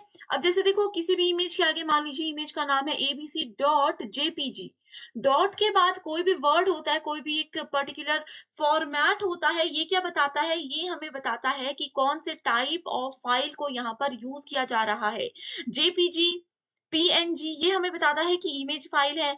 एमपी3 डब्ल्यूएमए हमें बताता है कि ये ऑडियो फाइल है, यानी कि कोई गाना है या कोई रिकॉर्डेड ऑडियो है, ठीक है। इसके अलावा जीआईएफ जो होता है वो मूविंग इमेजेस होती हैं। वैसे ही एमपी4 क्या होता है? इमेज नहीं, ये होता है वीडियो फॉर्मेट। अब होमवर्क क्वेश्चन मैंने दे दिया आप लोगों को कि डॉट एआईएफ कौन सी फाइल होती है, ऑडियो वीडियो जीआईएफ फाइल होती है, कौन सी फाइल होती है, मुझे कमेंट करके बताइए। होमवर्क क्वेश्चन एग्जाम में 100% किसी ना किसी शिफ्ट में ये आएगा ही आएगा। नेक्स्ट क्वेश्चन है, an in ancient Indian education system learners were given training in following occupations in the fields of। so अगर हम लोग प्राचीन भारत शिक्षा प्रणाली की बात करें तो वहां पर जो स्टूडेंट्स होते थे उनको किस किस फील्ड में शिक्षा दी जाती थी? Architecture, animal husbandry, agriculture, administration या फिर dairy farming. So correct answer है A B C and E. So administration यानी कि प्रशासन की शिक्षा वहां पर नहीं दी जाती थी, बाकी सब कुछ सिखाया जाता था। हर एक फील्ड में वहां के उस समय के लर्नर्स जो है वो बहुत एक्टिव होते थे। नेक्स्ट क्वेश्चन है, identify the correct sequence of information processing of in communication. अब देखो ये क्वेश्चन जो है, कम्युनिकेट अगर करते हैं, दो लोग आपस में बातचीत कर रहे हैं ए एंड बी, सबसे पहले उन लोगों को कौन से स्टेप को फॉलो करना है? सबसे पहले इनपुट। ए ने कोई डेटा उनको देना है तो उनके पास इनपुट होना चाहिए। उसके बाद आता है डेटा प्रोसेसिंग की क्या बात वो करना चाहते हैं, ठीक है। इनपुट के लिए ये होना चाहिए एक पर्सन। उसके बाद क्या बात वो करना चाहते हैं, डेटा होना चाहिए, उसको डेटा एंट्री उनके पास होनी चाहिए।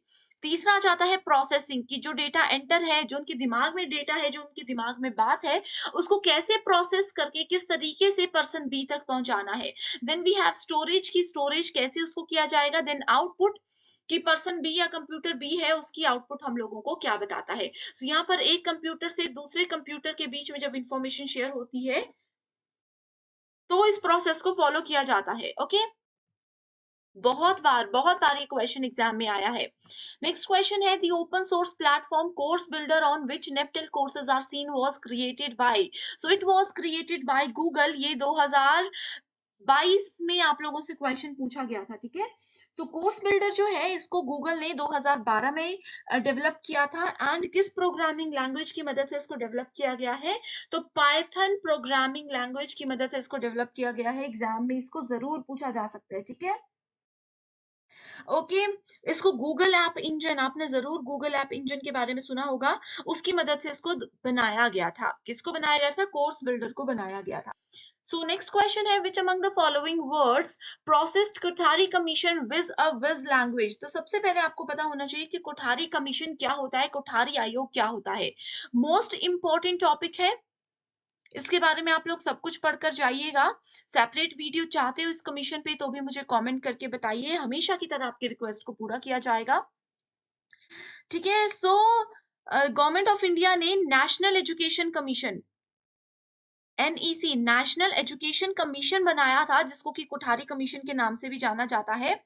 ये एक एडहॉक कमीशन था, ठीक है, ये एडहॉक कमीशन था, कोठारी सर के नाम से इसको बनाया गया था, इसीलिए इसको कोठारी कमीशन का नाम दिया गया था। इसमें गर्ल्स की एजुकेशन पर बहुत ध्यान दिया जाता था, ठीक है, गर्ल्स को कैसे प्रोत्साहित किया जाए, उनको कैसे बेस्ट से बेस्ट एजुकेशन दी जाए, ये इस चीज में इस कमीशन में ध्यान दिया जाता था। तो इसमें 3 लैंग्वेज फॉर्मूला को यूज किया जाता था, ये एग्जाम में पूछा गया है। एग्जाम में ये भी पूछा जा सकता है कि कोठारी कमीशन के अंदर कितने पिलर्स थे, तो इसके अंदर 4 पिलर्स ऑफ लर्निंग बनाए गए थे। ओके, 4 पिलर्स क्या थे? ये मैं डिस्कस कर चुकी हूँ, ये फास्ट रिवीजन सेशन है, तो यहाँ पर मैं डिटेल में आपको नहीं बताऊंगी। ओके, नेक्स्ट क्वेश्चन है, which of the following natural hazard is not hydrometeorological, यानी कि जल मौसम वैज्ञानिक कौन सा यहाँ पर प्राकृतिक संकट नहीं है? करेक्ट आंसर है सुनामी। हाइड्रोमेटियोलॉजिकल जो है ये मेट्रोलॉजी का ही, यानी कि ये आपका मौसम वैज्ञानिक इसका ही एक पार्ट आता है, जिसमें कि जैसे कि वाटर बजट है, रेनफॉल स्टैटिक है, स्टॉर्म्स जो पानी के अंदर आते हैं उन सबको कंट्रोल करने के लिए क्या क्या, उन सब से रिलेटेड जो प्रॉब्लम्स होती हैं उनको कैसे कंट्रोल किया जाता है, वो सब चीजें आती है।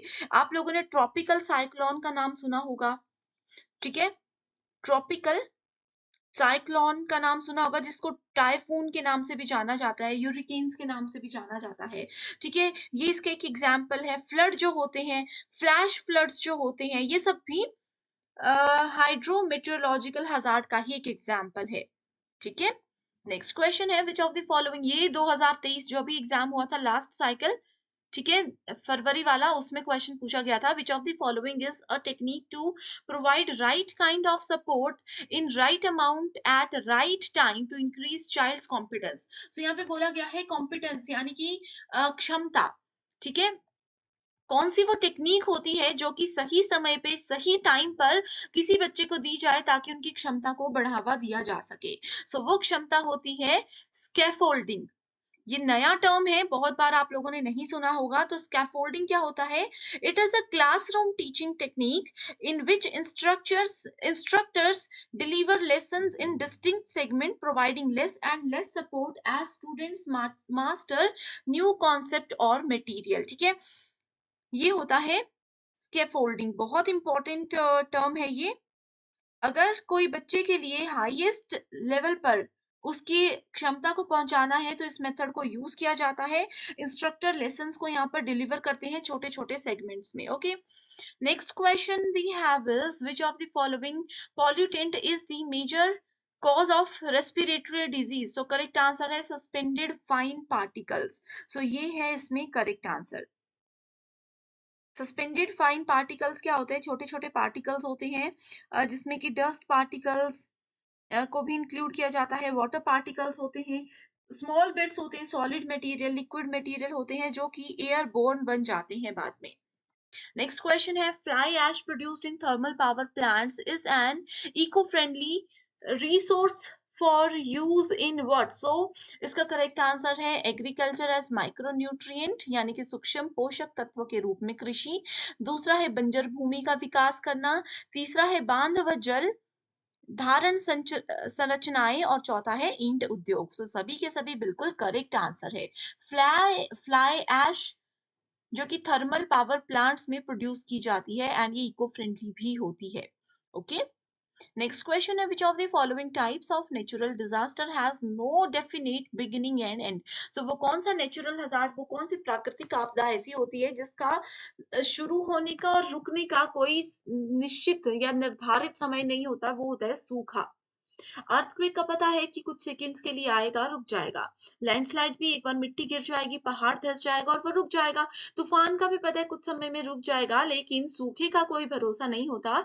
ये आज अगर शुरू होता है तो पता नहीं है कि कितने दिन बाद बारिश होगी, कितने दिन बाद इससे निजात लोगों को मिलेगी। नेक्स्ट क्वेश्चन है, which of the following is considered as major source of pollution in rivers of India? ये बहुत बार रिपीट हो चुका है क्वेश्चन। सो अनट्रीटेड सीवेज जो होते हैं, यानी कि घरों का पानी, इंडस्ट्रीज का पानी जो ट्रीट नहीं किया जाता, घर में जो टॉयलेट्स होते हैं उनका पानी एक जगह पे स्टोर नहीं किया जाता, वो गंदा पानी नदियों में मिला दिया जाता है। तो वो उसकी वजह से सबसे ज्यादा पॉल्यूशन रिवर में हो रहा है। नेक्स्ट क्वेश्चन ये भी आप लोगों का 2022 में पूछा गया क्वेश्चन है। स्टेटमेंट 1 एंड 2 बोलती है, स्टेटमेंट 1 में बोला गया है इंटरनेशनल सोलर अलायंस, बहुत इंपॉर्टेंट टॉपिक है ये, ठीक है। ISA was launched on the sidelines of COP 24। So COP 24 के साइड लाइन में आईएसए को लॉन्च किया गया था। स्टेटमेंट 2 बोलती है ISA was launched by prime minister Narendra Modi ji and president of France Emmanuel Macron, ठीक है। सो ये स्टेटमेंट्स है। सो करेक्ट आंसर देखो यहाँ पर, हिंदी मीडियम स्टूडेंट्स भी देख सकते हैं इस क्वेश्चन को। कॉप पर एक डिटेल्ड वीडियो मैं बना चुकी हूँ, नहीं देखी है कमेंट कीजिए, आप लोगों के साथ पर्सनली मैं लिंक शेयर करूंगी। सो इसका करेक्ट आंसर बी है, that is both the statements are false. क्यों फॉल्स है देखो, IS A International Solar Alliance was jointly launched by Prime Minister Narendra Modi and then President of France, और इन सबको 30 नवंबर 2015 को Paris में इसको जो है जॉइंटली लॉन्च किया गया था। Sideline 21st conference of party COP 21 में इसको किया था, ना कि कॉप 24 में। तो ये चीजें आप लोग पढ़ लीजिए, डिटेल डिस्क्रिप्शन है। करेक्ट आंसर है option number B. Next question है, indoor air pollution is a serious health hazard, ठीक है। जो घर के अंदर ही वायु का प्रदूषण होता है वो बहुत एक सीरियस गंभीर स्वास्थ्य का खतरा होता है। इसका कारण ये है कि dispersal of air pollutants is rather limited in indoor environment. So यानी कि वायु प्रदूषकों का फैलाव इंडोर वातावरण में अपेक्षाकृत सीमित रहता है। सो दोनों ही स्टेटमेंट्स करेक्ट हैं और रीजन इसका बिल्कुल करेक्टली इसको आइडेंटिफाई कर रहा है। नेक्स्ट क्वेश्चन है, in terms of their contribution to total power generation in India identify correct sequence of energy. So पहला है थर्मल पावर प्लांट्स TPP, दूसरा है लार्ज हाइड्रो पावर प्रोजेक्ट्स, तीसरा है न्यूक्लियर एनर्जी एंड चौथा है रीन्यूएबल एनर्जी, ठीक है, which include solar energy, wind energy, biomass and small hydro power objects. So इसके अकॉर्डिंग स्टेटमेंट आप देख सकते हो, सबसे ज्यादा एनर्जीज होती हैं TPP में, उसके बाद होती है रीन्यूएबल एनर्जी में, उसके बाद होती है लार्ज हाइड्रो पावर प्रोजेक्ट्स में, और सबसे कम होती है न्यूक्लियर एनर्जी में। इन सब पॉइंट्स के हिसाब से हम इनको अरेंज करना था। नेक्स्ट क्वेश्चन है, meaning of tsunami is. So tsunami का मीनिंग क्या होता है? इसका मीनिंग होता है harbour wave. The word tsunami comes from the Japanese term, ठीक है, इसको आप देख सकते हो। It is often express that tsunami is a seismic or tidal wave, but the scope of tsunami can be generated by non-seismic actions as well, like underwater landslide, volcanic eruption, etc. Next question है, turbulent and rapidly flowing waters are generally depleting in oxygen। Hindi medium students भी देख सकते हो, ठीक है।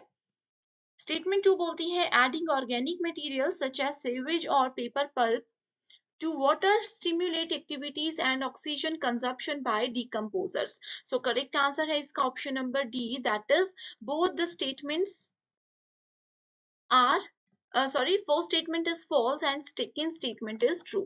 reason इसका यहाँ पर आपको मिल जाएगा। false क्यों है? पहली, rapid water flow होते हैं जो turbulence ensure adequate oxygenation। Water pollution can result in oxygen depletion। Flowing water habitat is different from stationary। Under these conditions of flowing water and turbulence, oxygen depletion does not occur। So इसीलिए first statement यहाँ पर क्या है? असत्य है, बिल्कुल गलत है। Next question, match the following से रिलेटेड है, ये भी आपका नेचुरल हजार्ड में से ही पूछा गया है question. hazard identification, dose response assessment, exposure assessment और risk characterization। ओके, सो इसको मैच करेंगे, देख सकते हो यहाँ पर करेक्ट आंसर है option number B, that is hazard identification, यानी कि संकट की पहचान करना। ये क्या है? ये है process of determining whether or not a particular chemical is linked to a particular health effect। Hindi medium students भी यहाँ पर देख सकते हो, ठीक है। यहाँ पर देख लीजिए, करेक्ट आंसर ये है। डायरेक्ट डेफिनेशन है, इसमें एक्सप्लेनेशन की कोई जरूरत नहीं है। डायरेक्ट यहाँ पर रिस्क असेसमेंट स्टेप्स की डेफिनेशन दी गई है। नेक्स्ट क्वेश्चन है, statement based learner centred approach is centred to teacher needs, ठीक है। तो ये स्टेटमेंट बिल्कुल गलत है। टीचर की नीड्स पूरे करने के लिए लर्नर सेंटर्ड अप्रोच को यूज नहीं किया जाता, ये स्टूडेंट्स के रिक्वायरमेंट के अकॉर्डिंग बनाई जाती है। ये भी 2023 में पूछा गया क्वेश्चन है। स्टेटमेंट 2 बोलती है learner centred approach is centred on cooperative determination of subject matter. ठीक है, ये क्या है?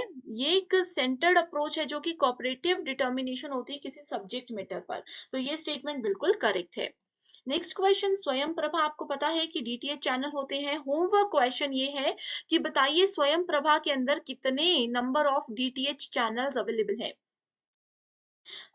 ये इसमें बोला है गया है कि किसके द्वारा इनिशिएट किया गया है? ये किया गया है MHRD, ministry of human resource and development, जिसका अब नाम बदल दिया गया है। याद रखिए, जो कि एमएचआरडी के नाम से पहले जाना जाता था, उसका नाम अब मिनिस्ट्री ऑफ एजुकेशन रख दिया गया है। एग्जाम में मिनिस्ट्री ऑफ एजुकेशन आएगा तो कंफ्यूज नहीं होना है। ओके, अगला क्वेश्चन है अ लर्नर कंबाइंस हिज और हर प्रीवियस स्कीम्स और modifies them as per new experiences. एक स्टूडेंट ने अपनी पुरानी स्कीम्स, अपने पुराने नॉलेज को यूज किया, देखा और उसको मॉडिफाई किया अपने एक्सपीरियंस के हिसाब से। The process of combining and modifying existing schemas and to arrive at new schema, इसको क्या बोला जाता है? इसको बोला जाता है कॉमोडिशन। अब जैसे मैं टीचिंग जब पहले करती थी, जब मैंने बिल्कुल शुरुआत में नया ऑनलाइन टीचिंग किया था, तो पहले का तरीका मेरा पढ़ाने का कुछ और था, अब का कुछ और है। तो मैंने अपने पुराने नॉलेज, पुराने तरीके और पुराने एक्सपेरिमेंट से कुछ नया सीखा एंड अब उसको यूज करके जो मैं कुछ नया अचीव कर रही हूँ, उसको अकोमोडेशन बोला जाता है। ओके, नेक्स्ट क्वेश्चन है occurrence of natural hazard affected by. प्राकृतिक खतरों की जो घटनाएं होती है उसको किससे प्रभाव करता है, किसको वो प्रभावित करता है? Land use changes, drainage and construction, और तीसरा है क्लाइमेट चेंज। ओजोन डिप्लीशन यानी कि ओजोन की कमी का इसमें कोई फर्क नहीं पड़ता।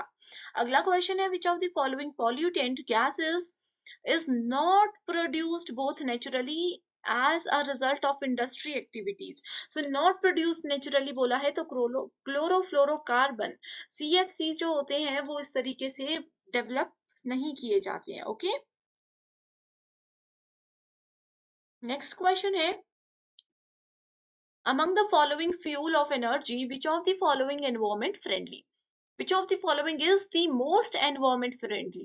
Correct answer here is hydrogen। सबसे ज्यादा सबसे ज्यादा environment friendly जो है वो हाइड्रोजन ही होती है as compare to बाकी के थ्री। आईसीटी यूनिट से क्वेश्चन है identify the correct sequence of information processing. Repeated question है, आप देख सकते हो। ये भी रिपीटेड क्वेश्चन है, इसमें मैं आप लोगों को बता देती हूँ। इंटरपर्सनल, इंट्रापर्सनल और मास कम्युनिकेशन मैंने आप लोगों को फर्स्ट क्वेश्चन में ही बता दिया था। एक और होता है, वो होता है ग्रुप कम्युनिकेशन। स्टूडेंट्स को ग्रुप और मास में कंफ्यूजन रहता है। मास कम्युनिकेशन की अगर पहले हम बात करते हैं फिर से, एक पर्सन बहुत सारे लोगों को एक साथ कोई मैसेज दे रहा है। बेस्ट एग्जाम्पल है न्यूज चैनल्स, न्यूज पेपर्स भी इसका एग्जाम्पल है। ठीक है, रेडियो भी इसका एग्जाम्पल है। और ग्रुप कम्युनिकेशन क्या होता है? इसमें सब लोग पार्टिसिपेट करते हैं, बहुत सारे लोग तो नहीं होते लेकिन सब पार्टिसिपेट करते हैं। सबको बोलने का, अपने व्यूज रखने का पूरा अधिकार होता है। ओके, नेक्स्ट क्वेश्चन है Kohlberg's theory of moral development comprises of following stages. ठीक है, कोलबर्ग की जो थ्योरी है मोरल डेवलपमेंट से रिलेटेड, उसमें कौन कौन से स्टेजेस होते हैं? उसमें होते हैं एन ओबीडियंस ऑर्डिनेशन यानी कि आज्ञाकारिता दीक्षा। दूसरा होता है रिवॉर्ड्स एक्सचेंज ऑर्डिनेट ऑर्डिनेशन। उसके बाद आता है law and order all the nation, social contract ordination. ये जो कोलबर्ग की थ्योरी है ना मोरल डेवलपमेंट की, ये आपको जाननी है। इसके अलावा मोरल डेवलपमेंट के लिए और भी बहुत सारी थ्योरीज होती हैं। उन थ्योरीज के आप लोग नेम याद रख लीजिए क्योंकि एग्जाम में कम टाइम बाकी है ना, तो आप लोग अभी ये नहीं कर सकते कि हर एक थ्योरी के हर एक स्टेप को याद रखो। तो सिर्फ नाम याद रख लोगे मोरल डेवलपमेंट की थ्योरीज के तो भी आपके लिए काफी है। पहला क्वेश्चन है during ancient period in India, which of the following universities developed in connection with temples and became center of community life in places of their location? यहाँ पर कहा गया है कि प्राचीन काल में जो भी यूनिवर्सिटीज होती थी, ठीक है, जो कि टेम्पल से रिलेटेड थी एंड अब वो सेंटर ऑफ कम्युनिटी बन चुके हैं। ठीक है, यानी कि ये सामुदायिक जीवन के केंद्र बन चुके हैं। वो कौन कौन सी यूनिवर्सिटीज थी? तो सबसे पहले आता है नवदीप और दूसरा आ जाता है बनारस यूनिवर्सिटी, ठीक है? सो करेक्ट आंसर है B and D. So ancient Indian universities जो हैं वो टेम्पल्स के कनेक्शन के साथ बनाई गई थी and they become centres of community life. अब बनारस या वाराणसी जो है, इसको आप लोग काशी के नाम से भी जानते हो, ये आपको पता होगा, तो ऑप्शन में बनारस, वाराणसी या काशी कुछ भी लिखा होगा, ठीक है? ये एंशियंट टाइम्स में, पुराने समय में एक बहुत ही अच्छा लर्निंग का सेंटर माना जाता था। एंड अगर हम लोग नवदीप की बात करें, सो इसको नवद्वीप भी बोला जाता है, नवद्वीप भी बोला जाता है, ठीक है? ये वेस्ट बंगाल में ही एक सिटी है एंड ये भी सेंटर ऑफ लर्निंग है, जहाँ पर कल्चर और अपने रीजन के बारे में सब कुछ बच्चों को पढ़ाया जाता था। और ये दोनों ही 90s की यूनिवर्सिटीज हैं। नेक्स्ट क्वेश्चन है statement based question, universities of Nalanda. ये यूनिवर्सिटी बहुत इंपॉर्टेंट है, नालंदा, तक्षशिला, विक्रमशिला, यहाँ से श्योर क्वेश्चन एग्जाम में आएगा। Okay, so university of Nalanda, Takshashila and Vikramshila of ancient India are now all located in Indian territory. Statement 2 says the entrance test of its own kind was prevalent in the ancient seats of learning of India. यहाँ पर अगर हम लोग देखें, first statement बिल्कुल गलत है और दूसरी स्टेटमेंट बिल्कुल सही है।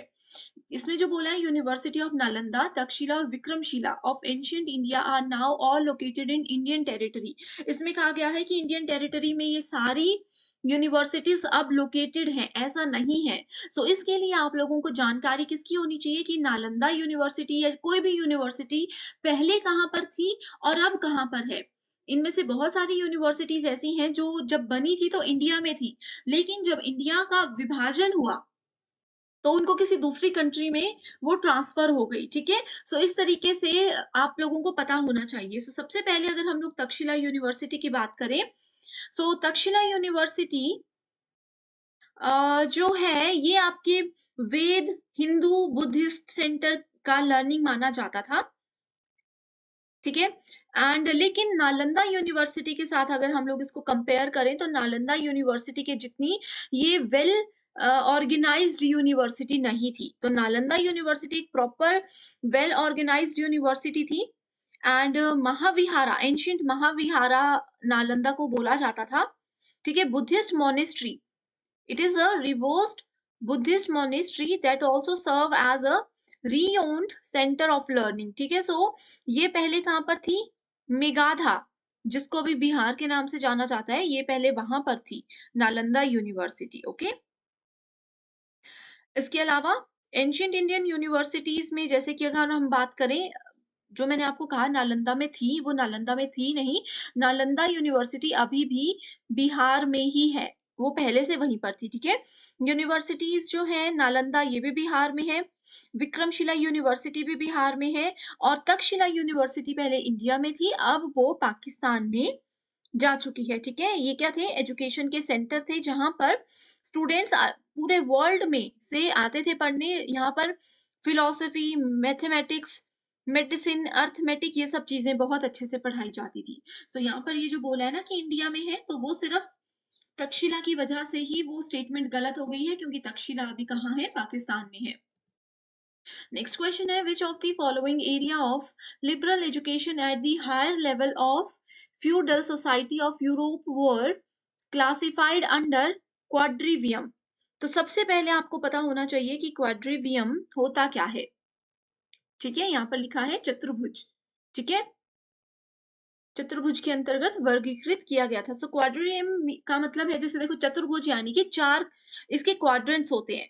इसका मतलब क्या है कि इसमें चार सब्जेक्ट्स होते हैं। इसमें चार सब्जेक्ट किसके रिलेटेड होते थे? आर्ट से रिलेटेड होते थे, जिसमें कि आपका पहला अर्थमेटिक आ जाता था, दूसरा आता है जियोमेट्री, तीसरा आता है एस्ट्रोनॉमी और चौथा आ जाता है यहाँ पर म्यूजिक, ठीक है? क्वाड्रिवियम में चार सब्जेक्ट्स आते हैं आर्ट्स के, इन चारों सब्जेक्ट का नाम ये है।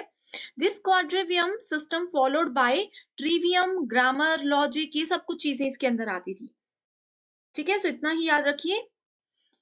यहाँ पर पूछा है which of the following areas of liberal education, Europe में सामंती समाज में उच्च स्तर पर उदार शिक्षा के निम्नलिखित में से किन क्षेत्रों को चतुर्भुज के अंतर्गत वर्गीकृत किया गया था?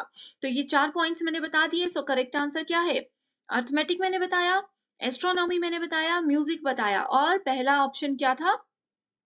ज्योमेट्री। ठीक है, सो वो यहाँ पर नहीं है, आप लोग देख सकते हो। Next question is Ashtadhyayi was written by. So Ashtadhyayi के बारे में आप लोगों ने जरूर सुना होगा। अगर आप लोगों ने वेद पुराण और या इस तरीके की बुक्स पढ़ना पसंद करते हो, सो आपको पता होना चाहिए कि अष्टाध्यायी पाणिनि के द्वारा लिखी गई थी। ठीक है, वैसे ही आप लोगों को बाकी सबके भी पता होने चाहिए, जैसे कि अगर हम चाणक्य की बात करें। ठीक है, चाणक्य को नेम ऑफ राइटर है चाणक्य। राइटर को हम कौटिल्य और विष्णुगुप्त के नाम से भी जानते हैं। ओके, चंद्रगुप्त गुप्त मौर्य। एंड ये वैदिक स्कॉलर थे, कहाँ से पढ़े हुए थे? ये तक्षशिला से पढ़े हुए थे। आपको एग्जाम में पूछा जा सकता है कि जो चाणक्य हैं वो कहाँ से पढ़े हैं, तो वो तक्षशिला यूनिवर्सिटी से पढ़े हैं। बेसिकली ये इतने ज्यादा फेमस क्यों है? क्योंकि अर्थशास्त्र आप लोगों ने सुना होगा ये शब्द। अर्थशास्त्र क्या होता है? The science of material gain. अर्थशास्त्र इन्होंने लिखा था, इसकी वजह से चाणक्य इतने फेमस थे। अगर हम लोग जीवाका की बात करें, इंडियन ट्रेडिशनल मेडिसिन के के लिए ये जाने जाते थे। ठीक है, कात्यायन जो है ये आप लोगों के जाने जाते थे। जितने भी देखो, गौतम बुद्ध के जो डिसिप्लिन थे उन सबको इन्होंने बहुत अच्छे से फॉलो किया था, इसलिए कात्यायनों को बहुत ये फेमस थे। ठीक है, पाणिनि की बात की है हमने, तो वो है अष्टाध्यायी के लिए फेमस। ठीक है, और पाणिनि कौन थे? ये संस्कृत फिलोसफिस्ट थे एंड ग्रामेरियन थे। नेक्स्ट क्वेश्चन है an ancient Indian university known as the chief center of for advanced and specialized studies in न्याय and logic। so वो कौन सी यूनिवर्सिटी है जिसमें न्याय और तर्क की शिक्षा दी जाती थी? तो वो यूनिवर्सिटी है ऑप्शन नंबर 2, मिथिला यूनिवर्सिटी। बहुत इंपॉर्टेंट है। ठीक है, अब देखो इंडिया में बहुत सारी एंशियंट यूनिवर्सिटीज हैं जिसकी अपनी अपनी स्पेशलिटी होती थी। सो न्याय और तर्क के लिए मिथिला यूनिवर्सिटी बहुत फेमस होती थी। अभी भी ऐसा होता है ना कि किसी कोर्स, स्पेसिफिक कोर्स के लिए अगर जाना हो तो आप इंटरनेट पे सर्च करते हो तो आपको पता लगता है कि इस कोर्स के लिए बेस्ट यूनिवर्सिटी इंडिया में कौन सी है। वैसे ही यहाँ पर चीजें होती थी। ठीक है, तो अगर हम लोग मिथिला यूनिवर्सिटी की बात करें, so it was famous for brahmanical system of education. Brahmanical system of education के लिए ये बहुत ज्यादा फेमस थी। ठीक है, राजा जनक जो आपने सुने थे, पढ़े होंगे जरूर राजा जनक के बारे में। सीता माता के जो पिता थे राजा जनक, उनके समय में ये यूनिवर्सिटी बनी थी। जितने भी ऋषि थे और भी लर्नर्स थे, वो सब इस यूनिवर्सिटी में आकर के आर्ट, साइंस, वेद, न्याय, शास्त्र, इन सब के बारे में पढ़ाई किया करते थे। वहीं अगर हम लोग बात करें जगदला यूनिवर्सिटी के बारे में, so it was set up by पाला king Rampal in early 11th century।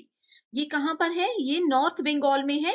पहले थी नॉर्थ बंगाल में थी, अभी ये कहाँ पर आ गई है? बांग्लादेश में कंसिडर की जाती है ये यूनिवर्सिटी। ठीक है, इसमें आपको संस्कृत पढ़ाई जाती थी, संस्कृत के लिए ये बहुत ज्यादा फेमस थी। एंड स्पेशल सब्जेक्ट जो थे इसके, एक तो मैंने आपको संस्कृत बता दिया, दूसरा है बुद्धिज्म, इसका स्पेशल सब्जेक्ट है। वाज्यायना भी इसका एक फेमस सब्जेक्ट है जो कि इसमें बहुत अच्छे से पढ़ाया जाता था। बहुत सारे बुद्धिस्ट स्कॉलर जगादला यूनिवर्सिटी से पढ़े हैं। अगली यूनिवर्सिटी है नादिया विश्वविद्यालय। इसको नवदीप, मैंने आप लोगों को फर्स्ट क्वेश्चन में ही बताया, उस यूनिवर्सिटी का नाम नादिया भी है। ठीक है, ये कहाँ पर है? It is located at junction of Ganga. Junction of Ganga में ये लोकेटेड है। जलांगी रिवर्स इन बंगाल, ये दो जगह, दो बैंक्स के साइड पर ये है। And it was set up after the destruction of Nalanda and Takshashila. So Nalanda and Takshashila के बाद ये वाली यूनिवर्सिटी आई थी। इसमें लॉजिक, पॉलिटिक्स, लॉ, ये सब चीजें पढ़ाई जाती थी। ठीक है, लॉजिक शास्त्र इसमें करवाया जाता था, राजनीति पढ़ाई जाती थी, लॉ पढ़ाया जाता था। नेक्स्ट यूनिवर्सिटी है Vallabhi university. It was setup by the Kings of Maitra का डेस्टिनी। ये इंपॉर्टेंट नहीं है, इंपॉर्टेंट ये है कि इसमें क्या पढ़ाया जाता था, किस चीज के लिए ये फेमस थी। सो ये थी economics, law, politics, medical science, book keeping, literature, व्याकरण, बुद्धिज्म, इन सब चीजों के लिए वल्लभी यूनिवर्सिटी बहुत ही ज्यादा फेमस यूनिवर्सिटी मानी जाती है। नेक्स्ट क्वेश्चन है, which of the following modes of admission was prevalent Nalanda university in ancient time? So ये है एंट्रेंस एग्जामिनेशन। ठीक है, प्राचीन काल में नालंदा विश्वविद्यालय में प्रवेश के निम्नलिखित में से कौन से तरीके प्रचलित थे? अब तो एंट्रेंस एग्जामिनेशन बहुत कॉमन सी चीज हो गई है, लेकिन उस जमाने में भी नालंदा यूनिवर्सिटी का इकलौती ऐसी एंशियंट इंडियन यूनिवर्सिटी थी जहां पर एंट्रेंस एग्जामिनेशन के बेस पर सिलेक्शन होता था। ठीक है, नालंदा यूनिवर्सिटी सबसे पुरानी लर्निंग इंस्टीट्यूशन जो है इंडिया के सबसे पुरानी यूनिवर्सिटीज में से एक है, जो कि गुप्ता एम्पायर के समय पर बनाई गई थी, 6th सेंचुरी में। 6th सेंचुरी में ये बनाई गई थी। ठीक है, Gautam Buddha is also believe to have delivered sermons at Nalanda. So Gautam Buddha ने भी यहाँ पर जो है इससे रिलेटेड है वो भी। ठीक है, ये इतनी फेमस यूनिवर्सिटी थी कि यहाँ पर ना China, Korea, Japan, Turkey, Sri Lanka, south east Asia, यहाँ सब जगह के लोग पढ़ने आया करते थे। एंट्रेंस एग्जामिनेशन यहाँ पर इसीलिए होता था। अब नालंदा यूनिवर्सिटी क्या है? देखो, 6th सेंचुरी में ये बनी थी, आपको ये भी पता होना चाहिए कि 12th सेंचुरी के एंड तक नालंदा यूनिवर्सिटी को मुस्लिम आर्मी के द्वारा डिस्ट्रॉय कर दिया गया था। ठीक है, उनके द्वारा इसको डिस्ट्रॉय कर दिया गया था, लेकिन कुछ समय बाद it was excavated by archaeological survey of India, ASI। ठीक है, उसके बाद क्या हुआ, सिक्स सेंचुरी में ये बनी, 12th सेंचुरी में डिस्ट्रॉय कर दी गई, उसके बाद 19th सेंचुरी में इसको वापस से शुरू कर दिया गया। ओके, नेक्स्ट क्वेश्चन है, which of the following ancient educational institutions was situated as the banks of river Ganga? At the banks of river Ganga. So river Ganga के किनारे पर विक्रमशिला यूनिवर्सिटी है। ठीक है, ओके, सो ये सबसे ज्यादा जो तंत्रिज्म होते हैं ना, तंत्र मंत्र जो होते हैं, उसके लिए भी ये यूनिवर्सिटी बहुत फेमस थी। इसके अलावा यहाँ पर एक चीज मैं आपको बता देना चाहती हूँ, जो नालंदा यूनिवर्सिटी है इसके रिगार्ड में एक चीज नोट कीजिएगा कि वर्ल्ड की फर्स्ट यूनिवर्सिटी ऐसी है ये जिसमें हॉस्टल्स बनाए गए थे। टीचर और स्टूडेंट्स दोनों के लिए नालंदा यूनिवर्सिटी में हॉस्टल्स की फैसिलिटी प्रोवाइड करवाई गई थी। वर्ल्ड की पहली यूनिवर्सिटी ये थी। ठीक है, नेक्स्ट है, the reporter of which of the following education commission carries the sub title education for national development? So education for national development ये कोठारी कमीशन के द्वारा बताया गया था। ओके, सो कोठारी कमीशन कब से कब तक हुआ था, ये बहुत इंपॉर्टेंट है स्टूडेंट्स। अगर आप लोगों ने मेरी कोठारी कमीशन या जितने भी इंपॉर्टेंट कमीशन वाली वीडियो है वो अभी तक नहीं देखी है, तो जल्दी से उसको देख लीजिए या फिर मुझे कॉमेंट कर दीजिए, मैं आप लोगों के साथ लिंक शेयर कर दूंगी। सो देखो, कोठारी कमीशन 1964 से लेकर के 66 के बीच में लागू हुआ था। ठीक है, Indian education commission is mostly popular as Kothari commission. Indian education commission को ही कोठारी कमीशन बोला जाता था। ये सेकेंडरी एजुकेशन पर ज्यादा ध्यान देता था। ठीक है, एंड 64 मैंने बताया, सो एग्जैक्ट डेट वैसे एग्जाम में ज्यादा पूछी नहीं जाती, लेकिन 14 जुलाई 1964 में इसको चालू किया गया था। ठीक है, एजुकेशन के जितने भी लेवल्स हैं इसमें कहा जाता था कि सब पर ध्यान दिया जाए। सो इसीलिए इन्होंने टैग दिया था कि एजुकेशन फॉर नेशनल डेवलपमेंट। ठीक है, यानी कि राष्ट्रीय विकास के लिए शिक्षा। इसमें कहा जाता था कि एजुकेशन के जितने भी लेवल्स हैं सब पर जरूर हमें ध्यान देना चाहिए। मुदलियार कमीशन जो है ये क्या है, ये सेकेंडरी एजुकेशन है। उसके बाद राधा कृष्णन कमीशन 1948 से लेकर के 1949 के बीच में ये था। अब होमवर्क क्वेश्चन दे रही हूँ, एग्जाम में जरूर आएगा, मुझे रिप्लाई कीजिए कमेंट करके। कलकत्ता यूनिवर्सिटी एजुकेशन कमीशन कब बना था? बाकी सबकी ईयर मैंने बता दिए, कलकत्ता यूनिवर्सिटी कमीशन मुझे बताइए। ठीक है, फटाफट, अगर आंसर नहीं आता तो भी कमेंट करके बताइए, आप लोगों की ही रिविजन होगी इससे। ओके, सो अगला है, Gurukul system of education in India flourish during, it is flourish during वैदिक एंड उपनिषद पीरियड। ओके, सो वेद काल जो था जिसमें कि गुरुकुल सिस्टम को बहुत ज़्यादा ध्यान दिया जाता था। गुरुकुल, गुरु मतलब टीचर, कुल मतलब घर। टीचर के घर में जाकर बच्चा वहाँ पर रहता था, पढ़ता था। आश्रम में जैसे रहते हैं, वहाँ पर उनको डिसिप्लिन और अपने जो वेद हैं, पुराण हैं, उसके बारे में पढ़ाया जाता था।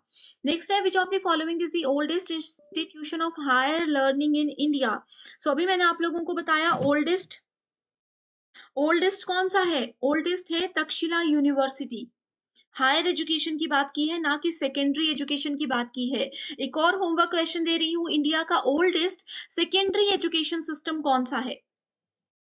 विच ancient Indian educational institution was known for its focus on the study of medicine? So medicine, medical की पढ़ाई सबसे पहले कहाँ पर करवाई जाती थी? तक्षशिला यूनिवर्सिटी में ही करवाई जाती थी। एग्जाम में एज इट इज आएगा कि किस यूनिवर्सिटी की स्पेशलिटी क्या थी। Which of the following subjects was not taught at ancient Indian University? So कौन से subjects उस समय पर नहीं पढ़ाए जाते थे? तो वो है बायोलॉजी, मैथ, फिलोसफी, एस्ट्रोनॉमी, वेद, पुराण, अपने ग्रंथ, ये सब पढ़ाए जाते थे। बायोलॉजी नहीं पढ़ाया जाता था। कौन सा प्राचीन भारतीय विश्वविद्यालय बौद्ध दर्शन और तर्क के शिक्षण के लिए प्रसिद्ध था? सो बुद्धिस्ट फिलॉसफी और लॉजिक के लिए नालंदा यूनिवर्सिटी। मैंने आपको अभी भी 2-3 बार बताया कि बुद्धिस्ट की बात होगी तो directly go for Nalanda university. Who was the famous ancient Indian philosopher who founded न्याय स्कूल ऑफ थॉट? सो न्याय फिलोसफी, न्याय स्कूल जो है, आपका जो चैप्टर है, यूनिट है लॉजिकल रीजनिंग, उसके अंदर भी ये आता है, बहुत ज्यादा इंपॉर्टेंट है। श्योर क्वेश्चन इस टॉपिक से आएगा, न्याय फिलोसफी से। सो कौन थे न्याय स्कूल ऑफ थॉट के फाउंडर? वो थे गौतम बुद्ध। ठीक है। अगला क्वेश्चन है, which ancient Indian university was known for its teaching of Sanskrit grammar and literature? कहाँ पे संस्कृत व्याकरण और साहित्य पढ़ाया जाता था? तो वो है उदंतपुरी यूनिवर्सिटी। ये स्पेशलिटी है इन यूनिवर्सिटीज की। Which ancient Indian education institution was known for its focus on study of logic and reasoning? So logic and reasoning यानी कि तर्क और रीजनिंग कहाँ पर सिखाई जाती थी? वो है न्याय university. Next is, which ancient Indian university was located in present day Gujarat and was known for its teaching of mathematics and astronomy? So यहाँ पर गणित और भूगोल विज्ञान के लिए कौन सी फेमस यूनिवर्सिटी है? एंशियंट इंडियन यूनिवर्सिटी है जो कि गुजरात में है। इस यूनिवर्सिटी का नाम है वल्लभी यूनिवर्सिटी। देखो इसी क्वेश्चन से आपकी कितनी चीजें क्लियर हो गई कि वल्लभी यूनिवर्सिटी मैथ्स और एस्ट्रोनॉमी के लिए फेमस थी एंड ये गुजरात में है और इंडियन एंशियंट यूनिवर्सिटीज में से एक है। एक ही क्वेश्चन से आपके इतने सारे कॉन्सेप्ट्स क्लियर हो रहे हैं। अगला क्वेश्चन है, which of the following was an important feature of the ancient Indian education system? So it is emphasize on practical skills, practical चीजों को सिखाया जाता था। सभी के लिए समावेशिता और पहुंच होती थी। छात्रों के बीच सहयोग, कोऑपरेशन और कोलेबोरेशन बच्चों को सिखाई जाती थी कि कैसे एक साथ मिलजुल कर रहना है, काम करना है और ये सब चीजें। Which ancient Indian educational institution was known for its focus on study of politics and governance? कौन सा शिक्षण ऐसा संस्थान ऐसा था जो राजनीति और शासन के बारे में बताता था? तो वो थी तक्षशिला यूनिवर्सिटी। लिस्ट बना लीजिए, हर एक यूनिवर्सिटी के नीचे लिखते रहिए किस किस चीज के लिए ये फेमस थी और क्या क्या वहां पर स्पेशल होता था और कहाँ पे ये है। इंडिया में अब कहाँ है, पहले कहाँ थी?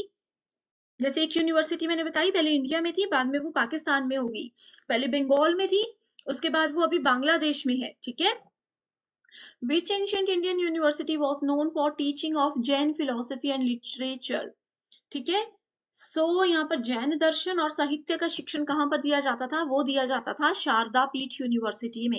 एक और होमवर्क क्वेश्चन जो कि एग्जाम में पहले भी आ चुका है, आगे भी आएगा, वो ये है कि शारदा पीठ यूनिवर्सिटी कहाँ पर है? बस मुझे लोकेशन बता दीजिए, स्टेट बता दीजिए कहाँ पर है ये university. Which ancient Indian university was known for its teaching of the Madhyamaka and Yogacara schools of Buddhist philosophy? So correct answer है Nalanda. Which ancient Indian educational institution was known for its focus on study of Ayurveda? तो सबसे ज्यादा आयुर्वेदा कहाँ पर पढ़ाया जाता था उस जमाने में? वो है तक्षशिला यूनिवर्सिटी। अब आप सभी ने बाबा रामदेव का नाम जरूर सुना होगा। ठीक है। तो वो क्या करते हैं? वो योगा सिखाते हैं। ठीक है। एग्जाम में ये क्वेश्चन पिछली बार आया था कि इंडिया की पहली योगा कौन-सी वो यूनिवर्सिटी है जहाँ पर योगा सिखाया जाता है, तो वो है पतंजलि यूनिवर्सिटी, बाबा रामदेव की यूनिवर्सिटी एंड जो कि हरिद्वार में है, उत्तराखंड में हरिद्वार है, वहाँ पर ये यूनिवर्सिटी है। एनईपी नेशनल एजुकेशन पॉलिसी 2020 बहुत इंपॉर्टेंट टॉपिक है। नहीं पढ़ा कमेंट कीजिए, जैसे ये रिक्वेस्ट पूरी की है वो वाली रिक्वेस्ट भी पूरी करके फटाफट आपके लिए वीडियो लेकर आऊंगी। NEP 2020 कंसेप्चुअलाइज्ड a concept of ancient India. देखो 2020 में आया है एनईपी, वो एंशियंट इंडिया के साथ रिलेटेड है and its contribution to modern India and its success and challenges. So what are the name of this concept? So name of concept है knowledge of India, Bharat का ज्ञान. Which of the following was an important aspect of teaching methodology in ancient Indian universities? So correct answer है use of storytelling and parables. ठीक है।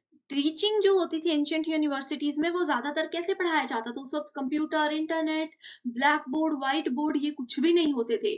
तो story की तरह, कहानी की तरह, दृष्टांतों की तरह, यानी कि रोल प्ले टाइप्स, कुछ एक सामने दृश्य बनाया जाएगा पूरा आपके सामने, उस तरीके से बच्चों को पढ़ाकर चीजें याद करवाई जाती थी। अगला है which ancient Indian educational institution was known for its focus on study of astronomy and astrology? So खगोल विज्ञान और ज्योतिष के अध्ययन कौन सी यूनिवर्सिटी में होता था? तक्षशिला में होता था। अभी भी कोई डाउट है आप मुझे कमेंट करके जरूर पूछ सकते हो। So thank you so much for watching this video and I wish you